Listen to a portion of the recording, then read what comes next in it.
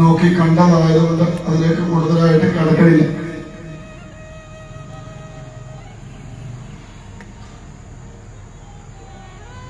ഹിരണ്യകശിപുവിനെ നിഗ്രഹിച്ച് മുക്തി കൊടുക്കാൻ പ്രഹ്ലാദനെ അനുഗ്രഹിക്കാനും വേണ്ടി രണ്ട് ഭക്തന്മാരെ ഒരേ സമയം അനുഗ്രഹിക്കാനായിട്ട് എടുത്ത അവതാരമാണ് നരസിംഹാവതാരം. പ്രഹ്ലാദനെ മുൻപിൽ നിർത്തിക്കൊണ്ട്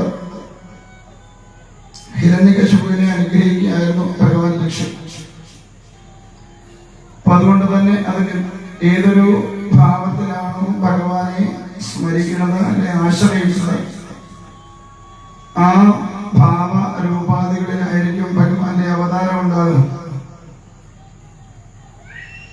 അതുകൊണ്ട് തന്നെ ഭഗവാന് ഹിരണ്യകശിപുവിന്റെ ഭാവം എന്താണോ ആ ഭാവത്തിനനുസരിച്ചിട്ടാണ് ഹിരണ്യകശിപു ഭഗവാനെ സ്മരിച്ചത്. നിഷേധാത്മക ഭാവത്തിലാണ്, അല്ലെങ്കിൽ ആ ഗുണം തമോ ഗുണം അല്ലെങ്കിൽ രജോ ഗുണം എന്ന് പറയുന്ന അവസ്ഥയിൽ നിന്നുകൊണ്ട് ചോദിച്ച വരത്തിനനുസരിച്ചിട്ടുള്ള ഫലപ്രാപ്തിയാണ് ഭഗവാൻ കൊടുത്തത്.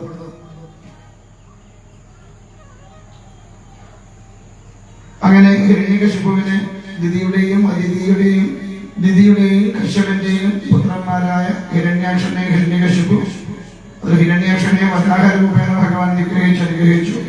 ഹിരണ്യകശിപുവിനെ നൃസിംഹമായിട്ട് വന്ന് അവതരിച്ച് അതിന് മുക്തിയെ കൊടുത്തു. അവിടുന്ന് മുൻപോട്ട് കടന്നു ചെല്ലുമ്പോഴാണ് അഷ്ടമസ്കന്ധത്തില് അവിടെ ഒരു ഗജേന്ദ്രൻ എന്ന് പറയുന്ന, അല്ലെങ്കിൽ ഗജേന്ദ്ര മോക്ഷം എന്ന് പറയുന്ന ഒരു കഥാഗോളം അവിടെ കീർത്തിക്കുന്നുണ്ട്. അതോടൊപ്പം തന്നെ ഭഗവാൻ വാമനന്റെ സ്വരൂപമായിട്ട് ഇന്ദ്രസേനനെ അനുഗ്രഹിക്കാനായിട്ട് എത്തുന്നു. ഗജേന്ദ്രന് ഒരു ആനയ്ക്ക് അനുഗ്രഹം കൊടുക്കാനായിട്ട് ഭഗവാൻ ഹരിയായി അവതരിച്ചു എന്ന് പറയുമ്പോൾ ചോദിക്കേണ്ട, മൃഗത്തെയൊക്കെ അനുഗ്രഹിക്കാനായിട്ട് ഭഗവാൻ ഇങ്ങനെ അവതരിക്കുമോ? അപ്പൊ പറയേണ്ട, ഏത് ഭാവത്തിലായാലും ശരി, ഏത് രൂപത്തിലായാലും ശരി, തന്നെ സ്മരിച്ചാൽ ഭഗവാൻ അനുഗ്രഹത്തെ നൽകും. അപ്പോ ചോദിക്കാൻ എന്താണ് കഥ, എന്താണ് അങ്ങനെ ആന സ്മരിക്കാനുണ്ടായ കാരണം? കാരണം മൃഗങ്ങൾക്ക് അങ്ങനെ ഈശ്വരീയമായ ചിന്തകളൊന്നും ഉണ്ടാവുക അത്ര എളുപ്പമുള്ള കാരണം സാമാന്യ ബുദ്ധിക്ക് നിരക്കുന്നതല്ല. എന്താണ് അതിന് കാരണമെന്ന് ചോദിക്കുമ്പോഴാണ്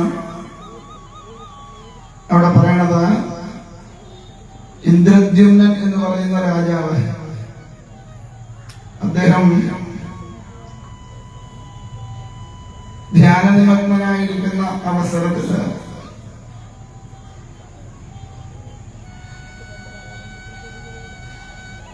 അഗസ്ത്യമുനി അതുവഴി കടന്നു പോവുകയുണ്ടായി. അപ്പോ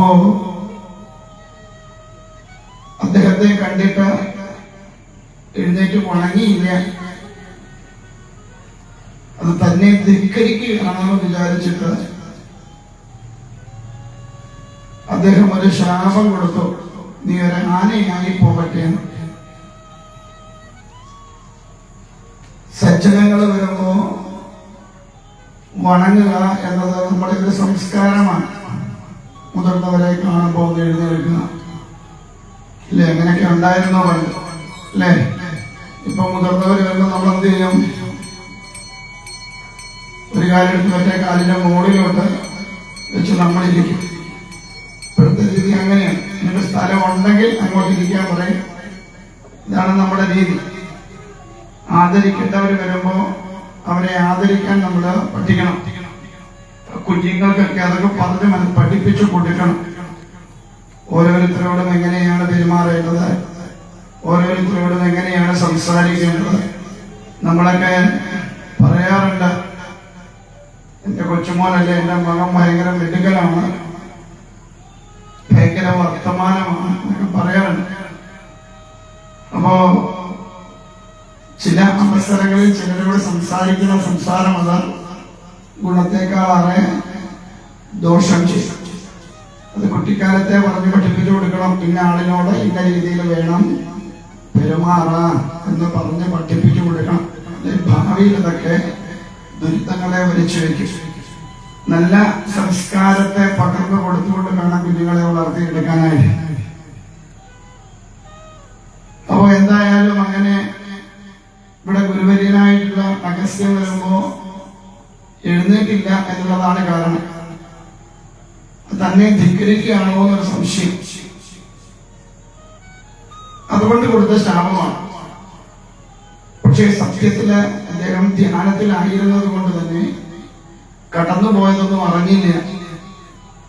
അതുകൊണ്ടാണ് അങ്ങനെ സംസ്കാരമില്ലാത്ത ഒരാളല്ല ഇന്ദ്രദ്യുമ്നൻ. ഭടന്മാര് വേഗം ചെന്ന വിവരം പറഞ്ഞു. വേഗം തന്നെ എഴുന്നേറ്റ് പോയി അദ്ദേഹത്തിന്റെ പാദത്തിൽ നമസ്കരിച്ചു. അറിയാതെയാണെങ്കിൽ പോലും താൻ ചെയ്ത ഒരു തെറ്റ്, അതിന് ക്ഷമ ചോദിച്ചു. കഴിഞ്ഞ ദിവസം നമ്മൾ പറഞ്ഞു, ഒരാളോട് ഒരു തെറ്റ് ചെയ്താൽ തെറ്റാണെന്ന് ബോധ്യപ്പെട്ടാൽ അദ്ദേഹത്തിന് എഴുതി എന്നാൽ ക്ഷമ ചോദിക്കുക എന്നുള്ളത് നമ്മുടെ ഒരു മര്യാദയാണ്. നമ്മളിപ്പോ ഒന്നും ചോദിക്കൂല. ഇങ്ങനെയൊക്കെ ചില സംസ്കാരങ്ങൾ നമുക്കുണ്ടായിരുന്നു. അപ്പോ വേഗം ചെന്ന് നമസ്കരിച്ചു. പറഞ്ഞു അങ്ങ് വന്നത് ഞാൻ അറിഞ്ഞില്ല, മനഃപൂർവ്വം അങ്ങേ ധിക്കരിച്ചതല്ല. അപ്പൊ അദ്ദേഹത്തിന് സങ്കടമായി. അറിയാതെയാണെങ്കിൽ പോലും ഒരു ശാപത്തെ നൽകേണ്ടി വന്നല്ലോ എന്ന ഒരു വ്യഥ അദ്ദേഹത്തെ അലട്ടി. അദ്ദേഹം പറഞ്ഞൊരു കാര്യം ചെയ്തോളൂ, പറഞ്ഞ വാക്കിനെ തിരിച്ചെടുക്കാൻ സാധ്യമാവില്ല. കൊടുത്ത ശാപം അതങ്ങനെ നിൽക്കും. പക്ഷെ ഒരു അനുഗ്രഹം എന്താണ്? സാക്ഷാൽ നാരായണൻ തന്നെ അങ്ങേ വന്ന് അനുഗ്രഹിക്കും. നോക്കൂ, ചില അവസരങ്ങളില് പണ്ട് പറയല്ലേ, ഉർവശി ശാപം ഉപകാരമായി എന്ന് പറയുന്നത് ചില ശാപങ്ങള് ചില അനുഗ്രഹത്തിന് വഴിവെക്കും. ഗുരുക്കന്മാർ അങ്ങനെയാണ്. അവർക്ക് ആരോടും സ്ഥായിയായ ഒരു വിദ്വേഷഭാവം ഇല്ല. തുറന്ന് പറയും എന്ന് മാത്രം, ഉള്ളത് അതുപോലെ പറയും. പക്ഷെ സ്ഥായിയായ ഒരു വിദ്വേഷം ആരോടും ഉണ്ടാവില്ല. പറഞ്ഞാൽ അവിടെ കഴിയും, അവിടെ കൊണ്ട് തീർന്നു, അത്രയേ ഉള്ളൂ സംഭവം. പിന്നെ അത് മനസ്സിൽ, നമ്മൾ അങ്ങനെയല്ല അല്ലേ? പറയാതെ മനസ്സിൽ കൊണ്ട് നടന്ന് സമയം വരുമ്പോ ഒരൊറ്റ കുത്തു പറയുന്നു ഇല്ലേ? അങ്ങനെ നമ്മളൊക്കെ ആരോടും പറയാനുള്ളത് തുറന്നു വേണം. അത് ഏത് തരത്തിലായാലും തുറന്ന് പറയണം.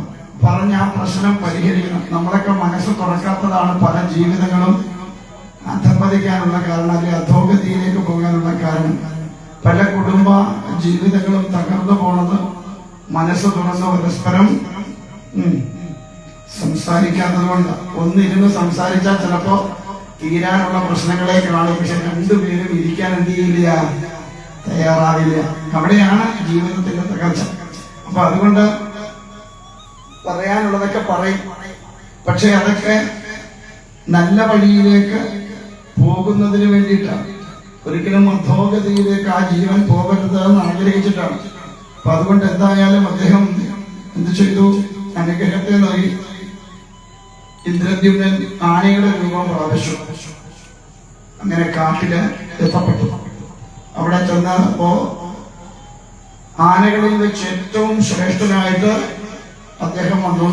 എന്താ കാരണം? രാജാവായിരുന്ന ആളാണ്. ഈശ്വര ഭജനം ചെയ്ത് നോക്കൂ. ഒരു രാജാവായിട്ട് പോലും ധ്യാനിക്കാനും ജപിക്കാനും ഒക്കെ സമയമുണ്ട്. ഒരു രാജ്യം മുഴുവൻ ഭരിക്കുന്ന രാജാവായിരുന്നിട്ട് പോലും അദ്ദേഹത്തിന് ഭജിക്കാനും ജപിക്കാനും ഒക്കെ സമയം വരുന്നു. ഒരു ഇഷ്ടാവട്ടത്തിൽ കിടക്കുന്ന 1000, 1500, 2000 സ്ക്വയർ ഫീറ്റ് ഉള്ള ഒരു വീട് ഭരിക്കുന്ന നമുക്ക് ജപിക്കാനും നേരമില്ല. ചിന്തിച്ചു നോക്കൂ. വിളക്ക് കൊടുത്തുള്ളത് പോലെ എപ്പോഴെങ്കിലൊക്കെ സൗകര്യം നേരം കിട്ടിയില്ല നമ്മളെ കൊടുത്താൽ. എന്താ പറയുക, ഭയങ്കര പണിയായിരുന്നു, അനങ്ങാൻ പറ്റിയിട്ടില്ല. അപ്പോ നമുക്കിതൊക്കെ നമ്മുടെ നിത്യ ജീവിതത്തിന് ഭാഗമായിട്ട് നമ്മൾ കൊണ്ടുപോകാൻ ശ്രമിച്ചാൽ അതെല്ലാം അതിന്റെ ക്രമമായിട്ട് നടക്കും. ഒരു ഭരണകർത്താവ് രാജ്യത്തെ പ്രജകളെ മുഴുവൻ സംരക്ഷിക്കുന്ന, രാജ്യത്തിന് യാതൊരു കുഴപ്പവും വരാതെ സംരക്ഷിച്ച ഒരു രാജാവാണ് അദ്ദേഹം മാറിയെന്ന് ധ്യാനിച്ചു. എന്തായാലും അങ്ങനെ ആനയായിട്ട് കാട്ടിച്ചെന്നപ്പോ അവിടെയും ആ ശ്രേഷ്ഠത്വം അദ്ദേഹത്തിന് കിട്ടി, അല്ലെ? അദ്ദേഹം ആ ശ്രേഷ്ഠത കാണിച്ചു. എവിടെ ചെന്നാലും നമ്മുടെ ശ്രേഷ്ഠത, അല്ലെ, നമ്മുടെ സംസ്കാരം അത് അതേപോലെ നിലനിർത്തി കൊണ്ടുപോകാൻ നമുക്ക് കഴിയണം. അവിടെയാണ് നമ്മുടെ സംസ്കാരത്തെ കണ്ട് മറ്റുള്ളവർ നമ്മളെ അംഗീകരിക്കുകയും ആദരിക്കുന്നു. ഇത് നമ്മൾ തന്നെയാണ് പറയുന്നത്, ഞാൻ ഭയങ്കര സംഭവമാണ്, അല്ലേ? നമ്മൾ മറ്റുള്ളവരോട് നമ്മളെ തന്നെ പറയുകയാണ്, ഞാൻ ഭയങ്കര സംഭവമാണ്, എന്നെ പോലെ ഒരാളില്ലാതെ നമ്മൾ പറഞ്ഞോളൂ. പക്ഷെ മറ്റുള്ളവർക്ക് അങ്ങനെ തോന്നണമെന്നില്ല. അപ്പൊ മറ്റുള്ളവരാണ് പറയേണ്ടത് നമ്മൾ എങ്ങനെയുള്ള ആളാണ് എന്ന്. എന്തായാലും ആ ശ്രേഷ്ഠത കാട്ടിൽ കിട്ടി. അതുകൊണ്ട് സർവ്വ പിടിയാനകളും എന്ത് ചെയ്തു? ഈ ഗജശ്രേഷ്ഠന്റെ കൂടെ കൂടിയതാണ്. അങ്ങനെ സർവ്വ പിടിയാനകളും കുട്ടിയാനകളും ഒക്കെയായിട്ട് ഇങ്ങനെ തുല്ലസിച്ച് നടക്കുകയാണ്. ആനയില്ലേ? അങ്ങനെ വെള്ളം തേടിപ്പോയ ഈ ആന പിടിയാനകളും കുട്ടിയാനയൊക്കെ ആയിട്ട് അങ്ങനെ വെള്ളം തേടി പോയി. ചെന്നപ്പോ ഒരു തടാകം കണ്ടോടെ ആ തടാകത്തിലേക്ക് ഇറങ്ങി. ആരിറങ്ങി? ആ ഗജശ്രേഷ്ഠൻ ഇറങ്ങി. അങ്ങനെ വേണമെന്ന നേതൃത്വം കൊടുക്കുന്നവൻ വേണം ഏറ്റവും മുൻപിൽ നിൽക്കാൻ. ഇപ്പൊ നേതൃത്വം കൊടുക്കുന്നവരൊക്കെ പുറകിലും, അല്ലേ? അങ്ങനെ എന്താ കാരണം? തന്നെ വിശ്വസിച്ച് തന്റെ കൂടെ വരുന്നവർക്ക് യാതൊരു വിധമായ കുഴപ്പങ്ങളും ഇല്ലാതെ സംരക്ഷിക്കേണ്ടതായ ഉത്തരവാദിത്വം ഇതിന്റെ നേതൃത്വം കൊടുക്കുന്ന ആളിനുണ്ട്. അപ്പൊ അതുകൊണ്ട് തന്നെ അല്ലേ, അങ്ങനെയല്ലേ പണ്ട് കാലത്ത്? ഇപ്പോഴല്ലേ നമ്മൾ കാറിലും സ്കൂട്ടറിലൊക്കെ പോകാൻ തുടങ്ങി. പള്ളിക്കാലത്തൊക്കെ ബസ്സിൽ പോകുമ്പോ എങ്ങനെയാ പോവാ? ബസ്സിലേക്ക് 2 കുട്ടികളുണ്ട്, ഭാര്യയുണ്ട്, ഭർത്താവുണ്ട്. ആദ്യം വണ്ടിയിൽ കയറും. വണ്ടിയിൽ ആദ്യം കയറുക? ആര്? മക്കളാണോ, ഭാര്യയാണോ, ഭർത്താവാണോ ആദ്യം കയറുക? ഭർത്താവ് കയറും. അങ്ങനെയാണ്. ഇറങ്ങുമ്പോഴോ അപ്പൊ ഭർത്താവിന്റെ കൂടെ ഒന്നും വണ്ടിയെ ബസ്സേ പോയിട്ടില്ല എന്നർത്ഥം. ആദ്യം ഭാര്യയെ കയറ്റിവിടും ബസ്സിൽ കയറുമ്പോ. എന്നിട്ട് ചെയ്യും? കുട്ടികളെ പുറകില്. ഇല്ലേ? അങ്ങനെയല്ലേ? ആണോ? ഇതിലൊന്നും ബസ്സിൽ പോയിട്ടില്ലേ? അത് കഴിയുമ്പോ കുട്ടികളെ കയറ്റിവിടും. എന്തിനാ ഭാര്യ ആദ്യം കയറ്റിവിടണേ? കുട്ടികളെ കയ്യെ പിടിച്ച് സീറ്റ് ഇരുത്തണം. അതിന് ലാസ്റ്റ് ആയിരിക്കും ആര് കയറുക? ഗൃഹനാഥൻ കയറുക. ഇറങ്ങുമ്പോ ആദ്യം ഇറങ്ങും? ഗൃഹനാഥൻ ആദ്യം ഇറങ്ങും. ഇറങ്ങിയിട്ട് അവിടെ പ്രശ്നങ്ങളൊന്നും ഇല്ലാന്ന് കണ്ടു കഴിയുമ്പോ കുട്ടികളെ ഇറക്കും. ലാസ്റ്റ് ഭാര്യ. നല്ല ഗൃഹനാഥന്മാർ അങ്ങനെയാണ്. ചേട്ടന്മാർ ആദ്യം ചാടി കൊണ്ട് കയറും. എന്റെ കണ്ണിക്ക് പോരാനാണ്, അല്ലേ? അപ്പൊ അതുകൊണ്ട് ഗജശ്രേഷ്ഠൻ ചെയ്തു? തടാകത്തിൽ ആദ്യം ഇറങ്ങി അവിടെ കുഴപ്പങ്ങളൊന്നും ഇല്ല എന്ന് ബോധ്യം വരുത്തി കഴിഞ്ഞപ്പോ കുട്ടിയാനകളെയൊക്കെ സിഗ്നൽ കൊടുത്തിറങ്ങി. ആനകൾ പല സിഗ്നലുണ്ട്. അപകടം വരുമ്പോഴും നല്ലത് വരുമ്പോഴും സന്തോഷം വരുമ്പോഴും ഒക്കെ ഓരോ വിധത്തിലാണ് ശബ്ദം ഉണ്ടാക്കുക. അപ്പോ ബാക്കിയുള്ള പിടിയാനകളും കുട്ടിയാനകളും ഒക്കെ കൂടെ ഇറങ്ങി അങ്ങനെ താമരമണയൊക്കെ പറിച്ച് അശിച്ച് ആ വെള്ളത്തിൽ കിടന്ന് ശരിക്കും തുമുറുത്തു എന്നാ പറയുന്നത്. തുമുറത്തെല്ലാം മതിയായി എന്ന് ബോധ്യം വന്നപ്പോ, അതിന്റെ മനസ്സുകൊണ്ട് തൃപ്തമായി എന്ന് വന്നപ്പോ പതുക്കെ സിഗ്നൽ കൊടുത്തു. ആർക്ക്? പിടിയാനകൾക്കും കുട്ടിയാനകൾക്കൊക്കെ സിഗ്നൽ കൊടുത്തു. പിടി മതി, കയറിക്കോ, നമുക്ക് കയറി പോയേക്കാം എന്ന്. അപ്പൊ പതുക്കെ പിടിയാനകളും കുട്ടിയാനകളും ഒക്കെ പതുക്കെ കരയ്ക്ക് കയറി അവസാനം ഇദ്ദേഹം അങ്ങോട്ട് മുകളിലേക്ക് കയറാൻ തുടങ്ങിയപ്പോൾ കാലിൽ എന്തോ ഒന്ന് കൊളുത്തിയോ എന്നൊരു സംശയം. അപ്പൊ വിചാരിച്ചേ കുഴപ്പമൊന്നുമില്ല, എന്തെങ്കിലും മുള്ളുവല്ലോ ആയിരിക്കും എന്നൊക്കെ വിചാരിച്ചത് കുടഞ്ഞു നോക്കി കാല്. പക്ഷെ കാലിൽ നിന്ന് ആ പിടി വിടുന്നില്ലെന്ന് മാത്രമല്ല, പിടുത്തത്തിന് ബലവും കൂടി തുടങ്ങി. വീണ്ടും ശ്രമിച്ചു കരകയറാൻ. പല ആവർത്തി കരകയറാൻ ശ്രമിച്ചിട്ടും തനിക്ക് സ്വന്തമായിട്ട് കരകയറാൻ പറ്റില്ല എന്നൊരു ബോധ്യമായി. ആർക്ക്? ഗജശ്രേഷ്ഠന്. അപ്പോ സിഗ്നൽ കൊടുത്തു, തനിക്ക് അപകടം പറ്റിയിരിക്കുന്നു. തന്റെ കൂടെയുള്ളവർക്ക് സിഗ്നൽ കൊടുത്തു, തന്നെ പിടിച്ച് കരയിലേക്ക് കയറ്റണമെന്ന്. പിടിയാനകളുടെ സർവ്വസിലും എല്ലാ പിടിയാനകളും വന്ന് പതുക്കെ വലിച്ചു വലിച്ചു വലിച്ച് കരയിലേക്ക് കയറ്റാൻ നോക്കിയിട്ടൊന്നും ഇത് പറ്റുന്നില്ല. ഗജശ്രേഷ്ഠനെ കയറ്റാൻ പറ്റുന്നില്ല. അപ്പൊ പിടിയാനകൾക്കൊക്കെ മനസ്സിലായി, ഇനി പിടിച്ചാലൊന്നും മുകളിലേക്ക് കയറില്ല എന്ന് ബോധ്യം. പതുക്കെ പിടിയാനകളൊക്കെ എന്ത് ചെയ്തു? പതുക്കെ പിടിവിട്ട് മാറി നിന്നു. എല്ലാ കൊമ്പന്മാരും ഓർത്തോണം, ഒരവസരം കഴിഞ്ഞാൽ ഈ പിടിയാനയൊക്കെ സർവ പിടി വിടുന്നു. ഞാൻ പറഞ്ഞത് പിടി കിട്ടിയോ ആവോ? കൊമ്പന്മാർക്കൊക്കെ ഒരു തരത്തിലും പറ്റത്തില്ല എന്ന് വന്നു കഴിയുമ്പോൾ എന്ത് ചെയ്യും? ഈ പിടികളൊക്കെ പിടിവിട്ട് മാറി നിൽക്കും.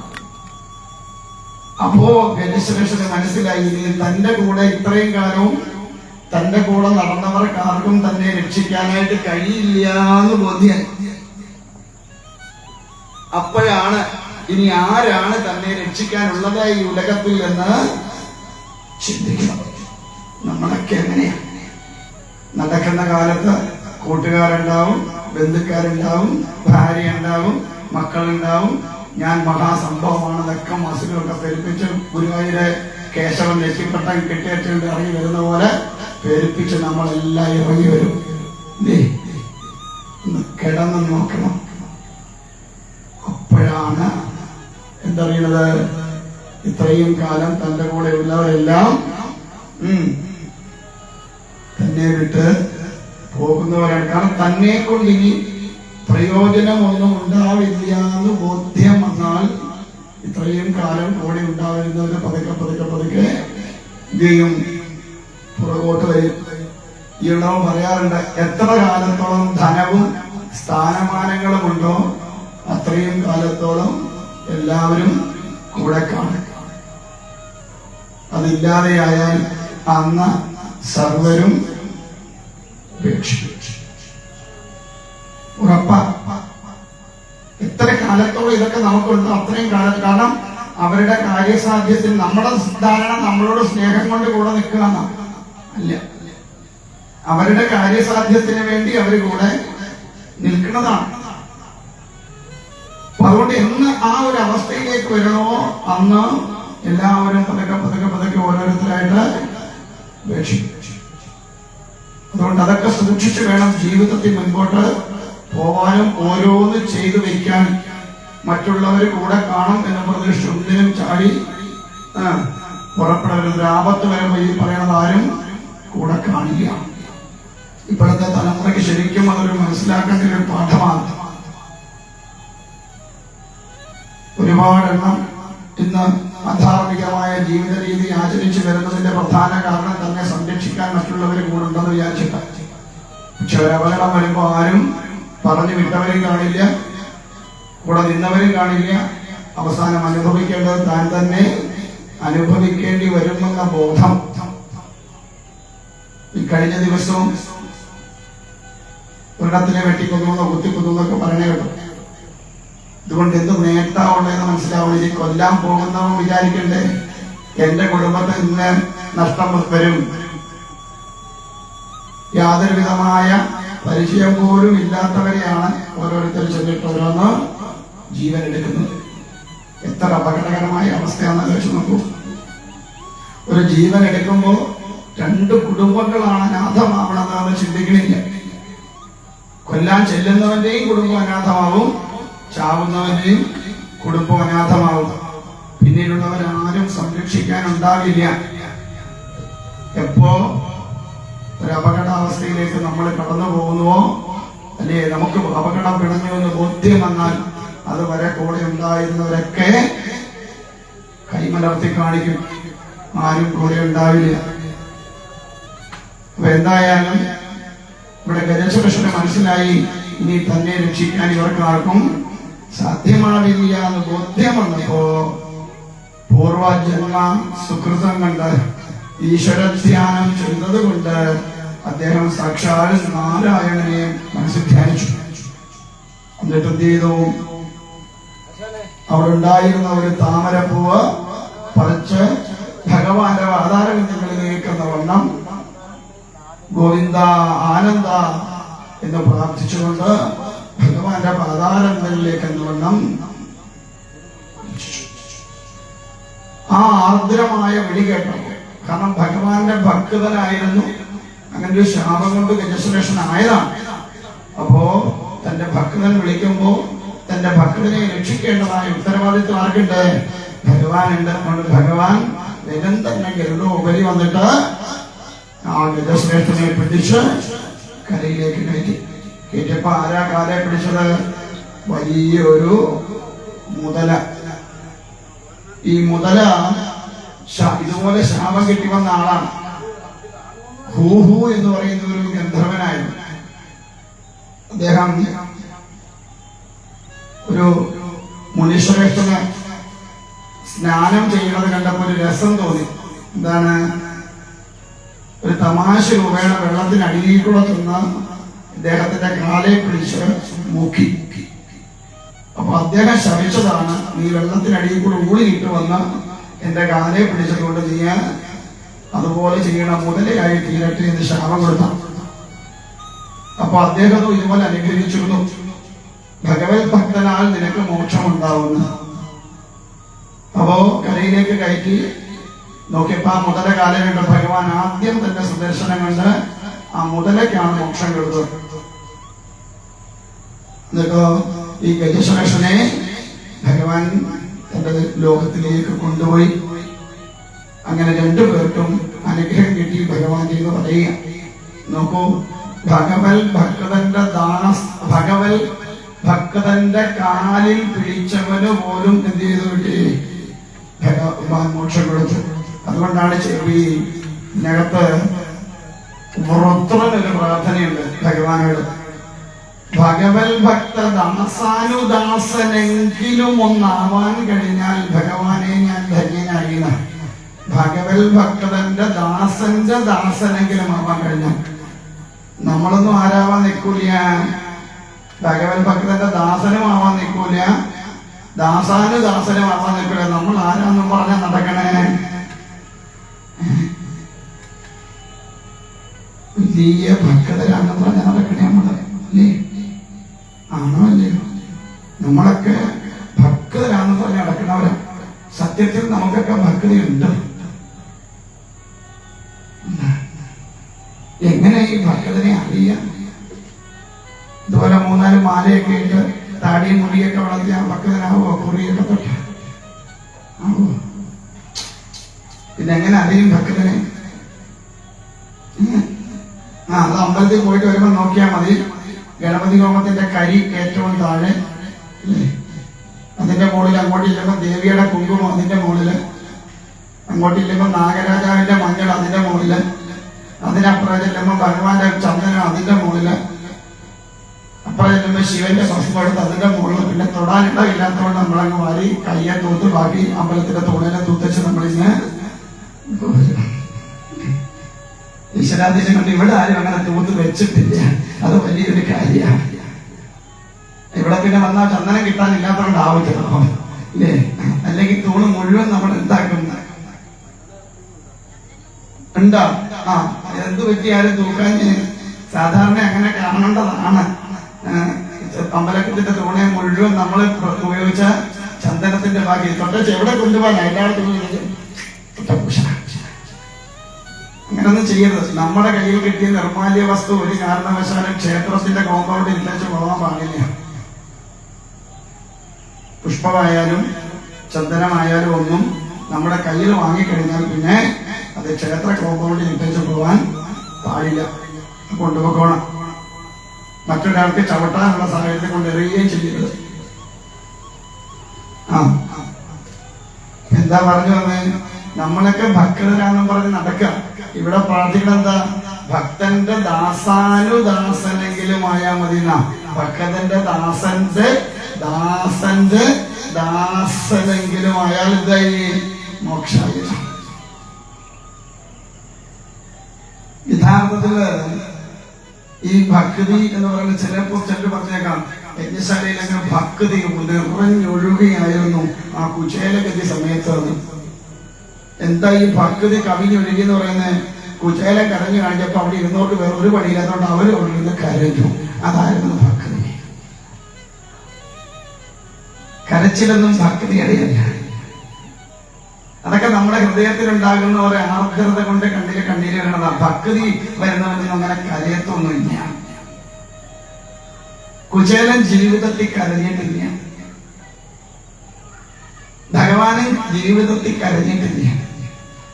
പക്ഷെ നമ്മൾ കുചേലനെ കാണുമ്പോൾ നമ്മൾ കുത്തിയിരുന്ന് എന്ത് ചെയ്യും? കരയും. ആലോചിച്ച് നോക്കൂ. കുചേലനുമായി യാതൊരു വിധമായ ബന്ധവും പുലർത്താതെയാണ് നമ്മൾ ഈ വേഷം കെട്ടൊക്കെ നടത്തുന്നത്. സുദാമ എന്ന് പറയുന്ന നമുക്ക് 6-ാം ദിവസം ഇവിടെ ഉണ്ടോ വേഷം? വേഷമുണ്ടോ കുചേലന്റെ?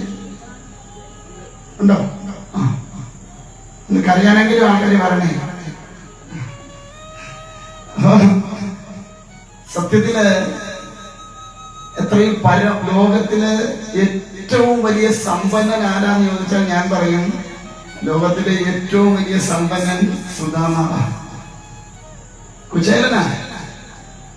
ആരാ സമ്പന്നൻ ചോദിച്ചാൽ, ഏതൊരുവനാണോ നിത്യം നാരായണനെ സ്മരിക്കുന്നത് അവനാണ് ഏറ്റവും വലിയ സമ്പന്നൻ.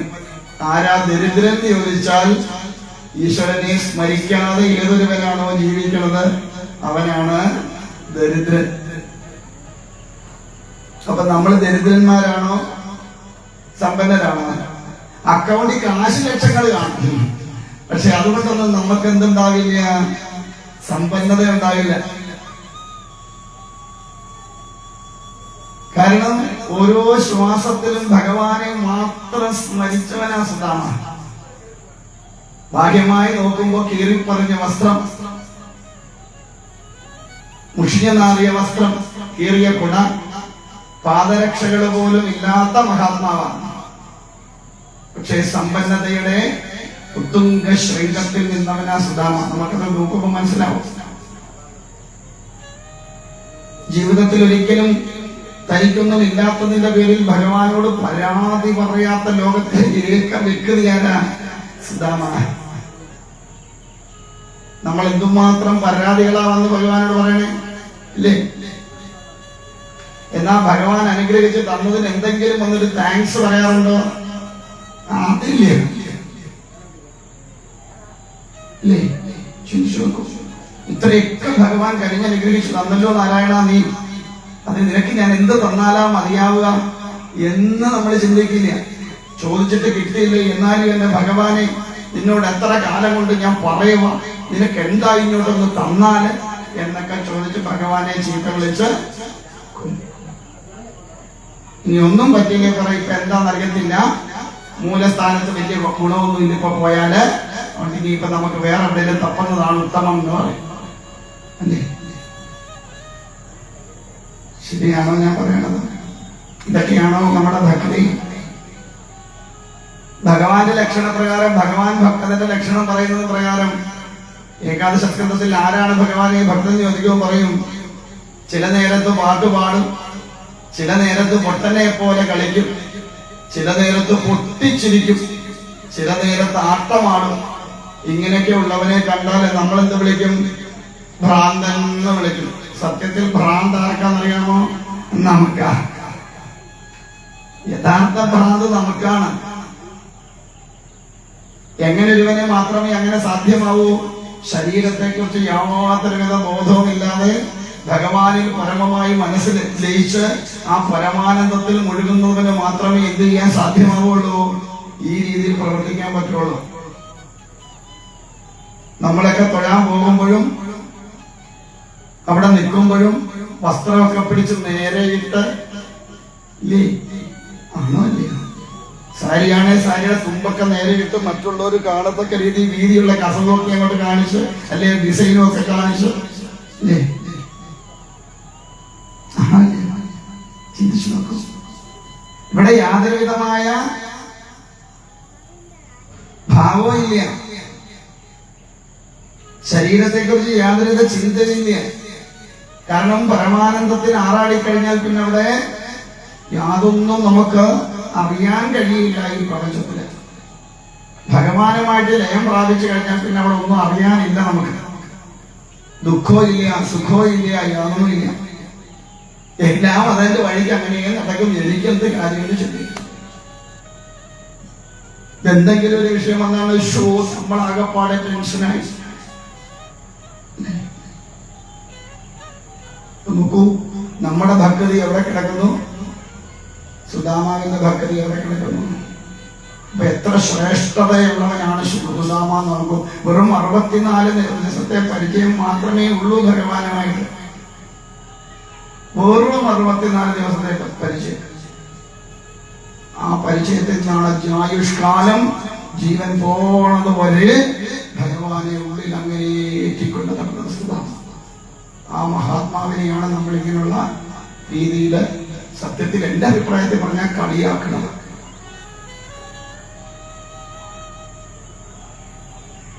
രണ്ടെണ്ണം പെരുപ്പിച്ചിട്ട് കുചേലൻ വരും.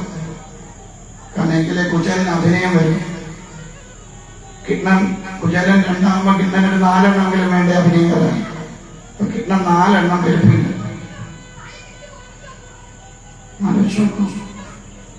ധന്യമായ ഒരു സംഗമമാണ് ഭഗവാൻ സുദാമാവ് കൂടിയുള്ളതാണ്. ഇപ്പൊ കഴിഞ്ഞ ഒരു വേദി എന്തൊരു സന്തോഷമായിരുന്നു, നല്ല സത്തായിരുന്നു. ഞങ്ങൾ 4 പേര് മാത്രം, ഞാനും ജഗദീശുവിനും ഒരു 2 പൗരാണിക ശ്രേഷ്ഠന്മാരും 4 പേര്. ആകെപ്പാടെ വേദിയിൽ ഒരു ഗണപതി ഹോമം മാത്രം. വിദ്യാഗോപാലമില്ല, സർവേശ്വരി പൂജയില്ല, നവഗ്രഹ പൂജയില്ല, മൃത്യുജോമമില്ല, യാതൊരു വകയില്ല. വായിക്കുക, പറയുക, ഉണ്ണുക, ഉറങ്ങുക, ഇത് തന്നെ പണി. എന്തൊരു സുഖമാണ് സപ്രദായം. സത്യം അറിയാം. ഒരു വേഷം കിട്ടില്ല. ആകെപ്പാടെ ഉണ്ടായിരുന്നത് രുക്മിണി സ്വയംവരത്തിന് ഒരു കൊച്ചു കുഞ്ഞിനെ ഒരുക്കിക്കൊണ്ട് ആ വാതിക്കെ മുന്നോട്ട് കയറി വന്നു.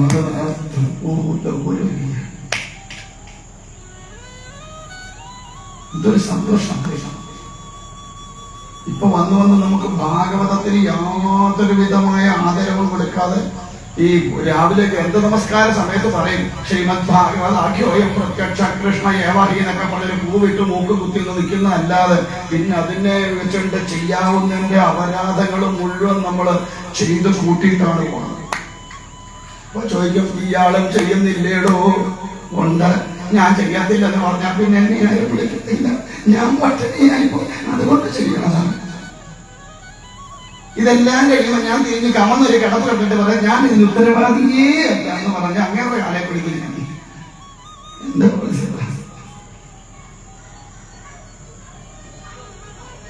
ഇപ്പൊ വന്നത് നമുക്ക് ആർഭാടങ്ങളായി, ആഘോഷങ്ങളായി ഭാഗവതത്തിന്റെ സർവമൂല്യവും ഇല്ലാതെയാക്കിക്കൊണ്ടാണ് നമ്മൾ ഓരോന്നും ചെയ്തു പോകണം. സത്യത്തിൽ സങ്കടം തോന്നി ചില നേരത്ത്.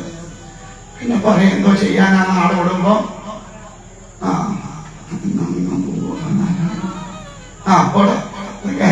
നമുക്ക് ഉച്ചയിലൊക്കെ വരുമ്പോ നമുക്ക് അതിനെക്കുറിച്ച് വിശദമായിട്ട് നോക്കാം. അപ്പൊ എന്തായാലും പറഞ്ഞു വന്നത്, ഭക്തി എന്ന് പറയുന്നത് നമ്മൾ ഈ കാണിക്കുന്ന കോപ്രായങ്ങളൊന്നുമല്ല. ഭക്തി എന്ന് പറയുന്നത് ഉള്ളിന്റെ ഉള്ളിൽ നിന്നും പുറത്തേക്ക് ഒഴുകി വരെ ഭഗവാനോടുള്ള അഗാധമായ പ്രേമമാണ് ഭക്തി. പണ്ടൊരു പാട്ടില് ഒരു ഇതില്ലേ, ഒരു ഭക്തിഗാനമില്ലേ, ഒരു നേരം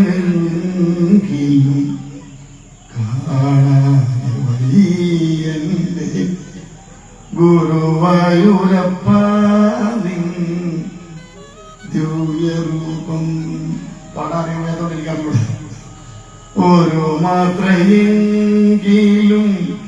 കേൾക്കാതെ വയ്യ മുരളി പൊഴിക്കുന്ന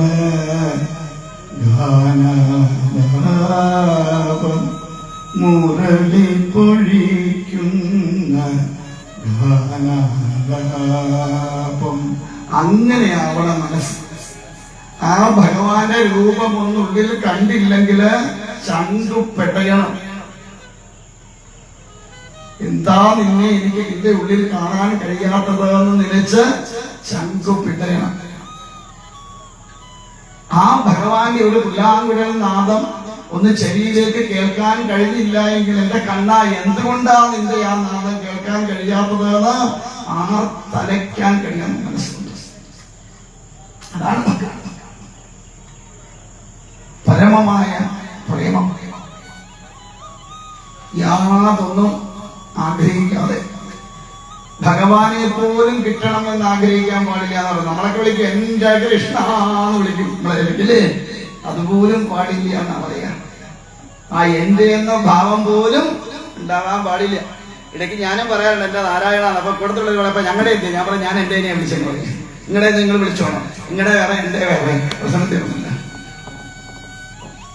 കാരണം ആ ഉള്ളിന്റെ ഉള്ളുകൊണ്ട് ആ കാരുണ്യത്തെ അനുഭവിച്ചറിഞ്ഞുകൊണ്ടിരിക്കുന്ന അവസരത്തില് ഒരു സെക്കൻഡെങ്കിലും ആ ഒരു കാരുണ്യത്തെ അറിഞ്ഞനുഭവിക്കാൻ കഴിയാതെ വരുമ്പം ഉണ്ടാകുന്ന ഒരു തുടിപ്പുണ്ട് ഹൃദയത്തിൽ.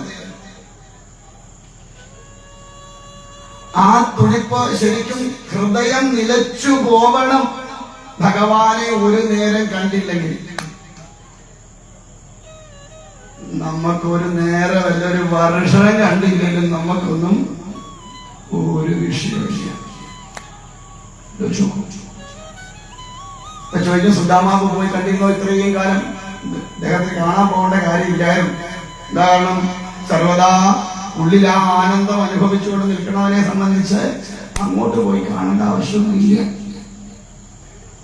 പക്ഷെ ഭഗവാൻ ആഗ്രഹിച്ചിരുന്നു. കുറെ കാലായി കണ്ടിട്ട് അങ്ങനെ കാരണം ഒരു കട കിടപ്പുണ്ടെന്നോ അതൊക്കെ പറ്റേ, അതൊക്കെ നമുക്ക് മുന്നോട്ട് വരും നോക്കാം. അപ്പൊ എന്താ കടം വീട്ടിക്കാൻ വേണ്ടി വിളിച്ചു വരുത്താന്നാ ശരിക്കും പറയുന്നത്. അതുകൊണ്ട് ഭക്തി എന്ന് പറയുന്നത് നമ്മൾ ഈ കാണുന്നതും കേൾക്കണം ഒരുപാട് വിളക്ക് എത്തിച്ചു വെച്ചുകൊണ്ടൊന്നും ഭക്തി ഉണ്ടാവില്ല. അത് ഓരോ വ്യക്തിയുടെയും ഉള്ളിന്റെ ഉള്ളിൽ നിന്ന് ഭഗവാനോടുണ്ടാകുന്ന അഹൈതവമായിരിക്കുന്ന യാതൊന്നും ആഗ്രഹിക്കാതെ ആ ഉള്ളിന്റെ ഉള്ളിലെ ഭഗവാന്റെ ആ ഒരു തിരുരൂപത്തെ ഒരു നേരമെങ്കിലും കാണാതെ വന്നാൽ ഹൃദയം തുടിക്കണുണ്ടോ? ഉണ്ടെങ്കിൽ അത് ഭക്തിയാണ്. അപ്പോ അറിയാതെ കണ്ണു നിറയും. അല്ല വല്ലതും കണ്ടിട്ട് കണ്ണു നിറയലല്ല, വേഷം കെട്ടൊന്നും കണ്ടിട്ട് കണ്ണു നിറയലല്ല ഭക്തി. ഭഗവാന്റെ രൂപം ഉള്ളിൽ കാണാതെ ഒരു കണ്ണടച്ചാൽ ഭഗവാനെ കാണാൻ കഴിയുമ്പോ അങ്ങനെ കണ്ടുകൊണ്ടിരിക്കുന്ന ഒരാൾക്ക് കണ്ണടയ്ക്കുമ്പോൾ ഭഗവാന്റെ രൂപം ഉള്ളിൽ കാണാൻ കഴിഞ്ഞില്ലെങ്കിൽ അപ്പം മനസ്സ് തേങ്ങണം. ആ തേങ്ങലിൽ കൂടി കണ്ണ് നിറഞ്ഞ് പുറത്തേക്ക് വരണം. അതാണ്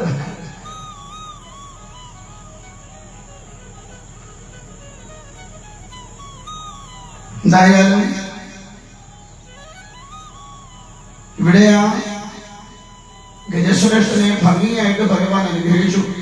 അപ്പൊ ഭക്തന്റെ കാലിൽ പിടിച്ചവനെയാണ് ആദ്യം ഭഗവാന് രക്ഷിച്ചത്. അപ്പൊ ഭക്തനെ ആശ്രയിച്ചാലും മതി രക്ഷപ്പെടാം.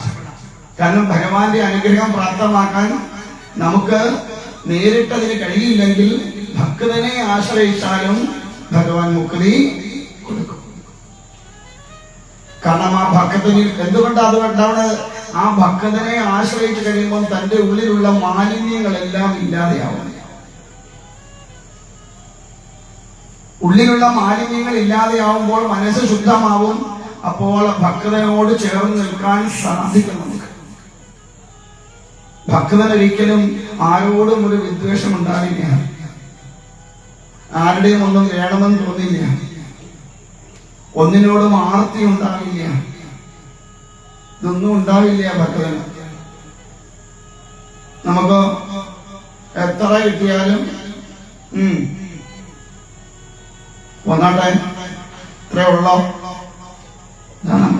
പിന്നെ ഇവിടെ ഭക്തി ഭഗവാന് കൊടുക്കുന്നതിന് വിഷമം. അതാണ് വേറെ ഇങ്ങോട്ടും മേടിക്ക് ഇത്ര കിട്ടിയാലും തൃപ്തി ഇല്ലതാനും അങ്ങോട്ട് കൊടുക്കാൻ നമുക്ക് 70,000 അല്ലേ? എന്തായാലും അങ്ങനെ ഗജേന്ദ്രനെയും അനുഗ്രഹിച്ചു എന്ന് പറയാം. അപ്പൊ പറയണു അതുകൊണ്ട് ഭക്തനെ ആശ്രയിച്ചാലും മതി. പക്ഷെ എങ്ങനെയാവണം? പൂർണ്ണമായി ഭഗവാന്റെ ഉറച്ച ഭക്തിയായിരിക്കണം, അചഞ്ചലമായ ഭക്തി. ഭഗവാനോട് പ്രാർത്ഥിക്കുന്നതാ എന്താണ്? ഹേ ഭഗവാനെ, നിന്നിൽ അചഞ്ചലമായിരിക്കുന്ന ഭക്തി. 10 ദിവസം വിളിച്ചു കഴിയുമ്പോൾ ഗുണമൊന്നും കിട്ടിയെന്ന് പറഞ്ഞ് അടുത്തടുത്തോട്ട് ഓടുന്ന നല്ല ഭക്തി, ഒരിക്കലും മാറ്റമില്ലാത്ത വിധത്തിൽ അചഞ്ചലമായിരിക്കുന്ന ഭക്തി ഉണ്ടാവണം അവളെ. അപ്പോഴാണ് ഒരുപാട് നമ്മള് എന്താ പറയാ പരീക്ഷണങ്ങളിലൊക്കെ ഉണ്ടാവും. പക്ഷെ അതിനെല്ലാം തരണം ചെയ്തുകൊണ്ട് എത്രയെല്ലാം പരീക്ഷിക്കപ്പെട്ടാലും ആ പാതാരങ്ങളിൽ നിന്നുള്ള പിടി നമ്മള് വിടില്ല എന്ന് ഉറപ്പിക്കണം. നമുക്ക് 4 ചവിട്ട് കൊള്ളുമ്പോൾ നമ്മൾ വിട്ടേച്ച് ചവിട്ടാത്ത ആരെങ്കിലും ഉണ്ടോ നോക്കി നമ്മള് ആലോചിച്ച് നോക്കൂ. നമുക്ക് എവിടെയാ ഉറപ്പുള്ളത്? എന്താ എവിടെങ്കിലും ഉറപ്പുണ്ടോ? ഒരിടത്തും നമുക്കൊരു ഉറപ്പില്ലേ. കാര്യസാധ്യം എവിടെ നടക്കുമോ, എത്രയും പെട്ടെന്ന് കാര്യം എവിടെ നടക്കണോ അവിടേക്ക് നമ്മൾ പോകും, ഇല്ലേ? ആണോ അല്ലയോ? ചിന്തിച്ചു നോക്കും. എവിടെയാണ് നമുക്ക് ഭക്തികളെ? അവിടുന്ന് മുന്നോട്ട് പോകുമ്പോഴാണ് ഭഗവാന്റെ മറ്റൊരു അവതാര കഥ. ഏത്? വാമന അവതാരം. ഭഗവാനെ ഇന്നും ചീത്ത വിളിച്ചുകൊണ്ടിരിക്കുകയാണ് നമ്മൾ ആ ഒരൊറ്റ അവതാരത്തിന്റെ പേരിൽ, അല്ലേ?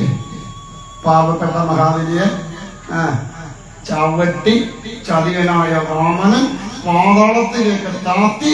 അതുകൊണ്ട് ആരെ ഭജിക്കരുത്? വാമനനെ ഭജിക്കാൻ പാടില്ല. ആരെ ഭജിക്കാവൂ? മഹാബലിയെ ഭജിക്കാവൂ. ഇപ്പോഴത്തെ നമ്മുടെ പോളിസി അതാ. അതുകൊണ്ട് ഓണം വരുമ്പോ നമ്മൾ ആരെയാ കൂടുതലും ജയ് വിളിക്കുക? മഹാബലിക്കാണ് ജയ് വിളിക്കുക. വാമനൻ ചതിയനാണ്. ശരിയാ, ഒരു കണക്കിന് ചെയ്യുന്നത് ശരിയാണോ? ശരിയില്ലാത്ത ഒരു കൊച്ചനായിട്ട് വന്നിട്ട് ഉള്ളത് മുഴുവൻ മേടിച്ചോണ്ട് പോയിട്ട് ചതിയാ ചെയ്യുന്നല്ലേ. എല്ലായിടവും ഒരുപോലെ പ്രവർത്തിക്കാൻ പറ്റില്ല. ചില കാര്യങ്ങൾ ബോധിപ്പിക്കാൻ ചില കള്ളങ്ങള് പറയേണ്ടി വരും. ശരിയല്ലേ? എന്തായാലും ഒന്നും ഇല്ലാത്ത എല്ലാവരും വല്ലാത്ത അവസ്ഥയിൽ ശരി. അപ്പോ അവരുടെ മുഖത്തൊരു ഒരു ഉഷാറ് കാണുന്നില്ല. അതാണ് എനിക്ക് ഇങ്ങോട്ട് കണ്ടിട്ടൊരു പ്രസന്നയൊന്നുമില്ല മുഖത്ത്. എന്താണോ ഞാൻ ഇത്രയും പ്രസന്നനായിട്ട് ഇവിടെ ഇരുന്നിട്ടും നിങ്ങളുടെ മുഖത്തൊന്നും ഒരു പ്രസന്നയെ കാണുന്നില്ല.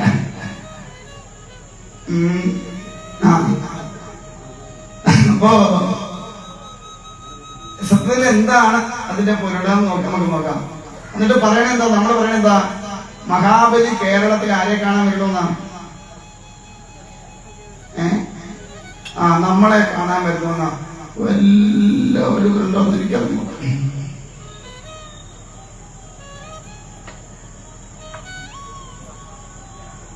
ഈ ദേവലോകം തന്റെ കയ്യൂക്കുകൊണ്ട് പിടിച്ചടക്കിയവരാണ് മഹാബലി. സത്യത്തിൽ അദ്ദേഹത്തിന്റെ പേര് മഹാബലി എന്നല്ല. അറിയാമോ എന്താ യഥാർത്ഥ പേരെന്ന്? അറിയാമോ? ആണ്ടൊന്നും വേണ്ടുന്നില്ല. അറിയാമോ? ഒന്നീ അറിയാന്ന് പറ, അല്ല ഇല്ല എന്ന് പറ. അറിയാമോ? ഇല്ല. യഥാർത്ഥ പേര് ഇന്ദ്രസേനൻ എന്നാണ്.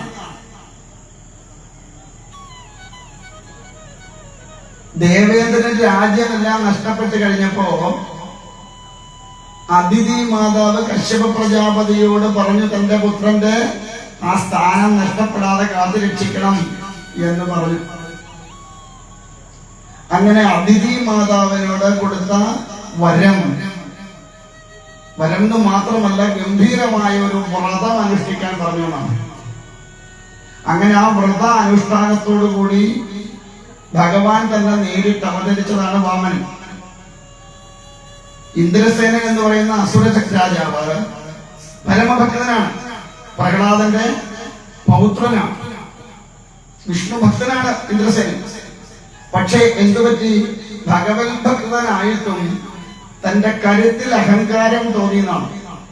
ഭക്തൻ ഒരിക്കലും എന്തുണ്ടാവാൻ പാടില്ല? അഹങ്കാരം ഉണ്ടാവാൻ പാടില്ല. അതിൽ തന്നെ നമ്മൾ ആലോചിച്ചോണം, നമ്മൾ ഭക്തനാണോ അല്ലയോ, നമുക്ക് എന്തേ ഉള്ളൂ, അതൊന്നും വേണ്ടുന്നില്ല, നമുക്ക് എന്തേ ഉള്ളൂ, അഹങ്കാരം മാത്രമേ ഉള്ളൂ അല്ലെ, അതാ ഏറ്റവും മുമ്പിൽ നിൽക്കണത് നമുക്ക്. അപ്പോ അങ്ങനെയുള്ള ഇന്ദ്രസേനന് ത്രൈലോക്യങ്ങൾ മുഴുവൻ അടക്കി കഴിഞ്ഞപ്പോ യഥാർത്ഥ അവകാശിക്ക് സ്ഥാനം നഷ്ടപ്പെട്ടു. അതിന് തന്റെ ഭക്തന്റെ തെറ്റിനെ തിരുത്താനും ആ സത്യത്തെ പാലിക്കാനും വേണ്ടിയിട്ടാണ് ഭഗവാന് വാമനാവതാരം എടുത്തത്.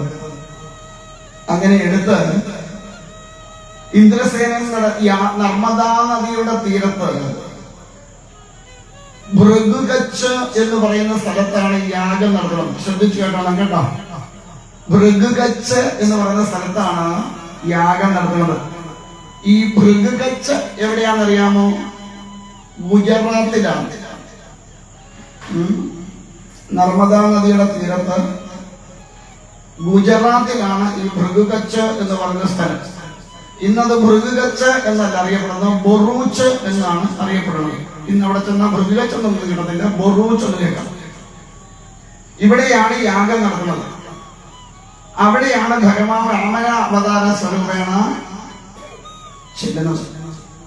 ചെന്നപ്പോ എല്ലാവരും പറയണത് കേട്ടു, അതിസുന്ദരനായ ഒരു ബാലൻ, വല്ലാത്ത ഒരു ചൈതന്യമുഖത്തുള്ള ഒരു ബാലൻ ദാ അവിടെ വന്നിരിക്കണോ എന്ന് കേട്ടപ്പോ യാഗം നടത്തുമ്പോ ദാനം ചെയ്യണമെന്നൊരു ശീലമുണ്ട്. അതുകൊണ്ട് ആ യാഗശാലയിലേക്ക് വരുന്നവർക്ക് ദാനത്തെ കൊടുക്കണം, അവർ ചോദിക്കുന്നത് കൊടുക്കണം എന്നാണ്. അങ്ങനെ ഈ ബാലനെ കുറിച്ച് കേട്ട മഹാബലി അല്ലെങ്കിൽ ഇന്ദ്രസേനന് യാഗശാല വിട്ട് പോകാൻ പറ്റില്ല.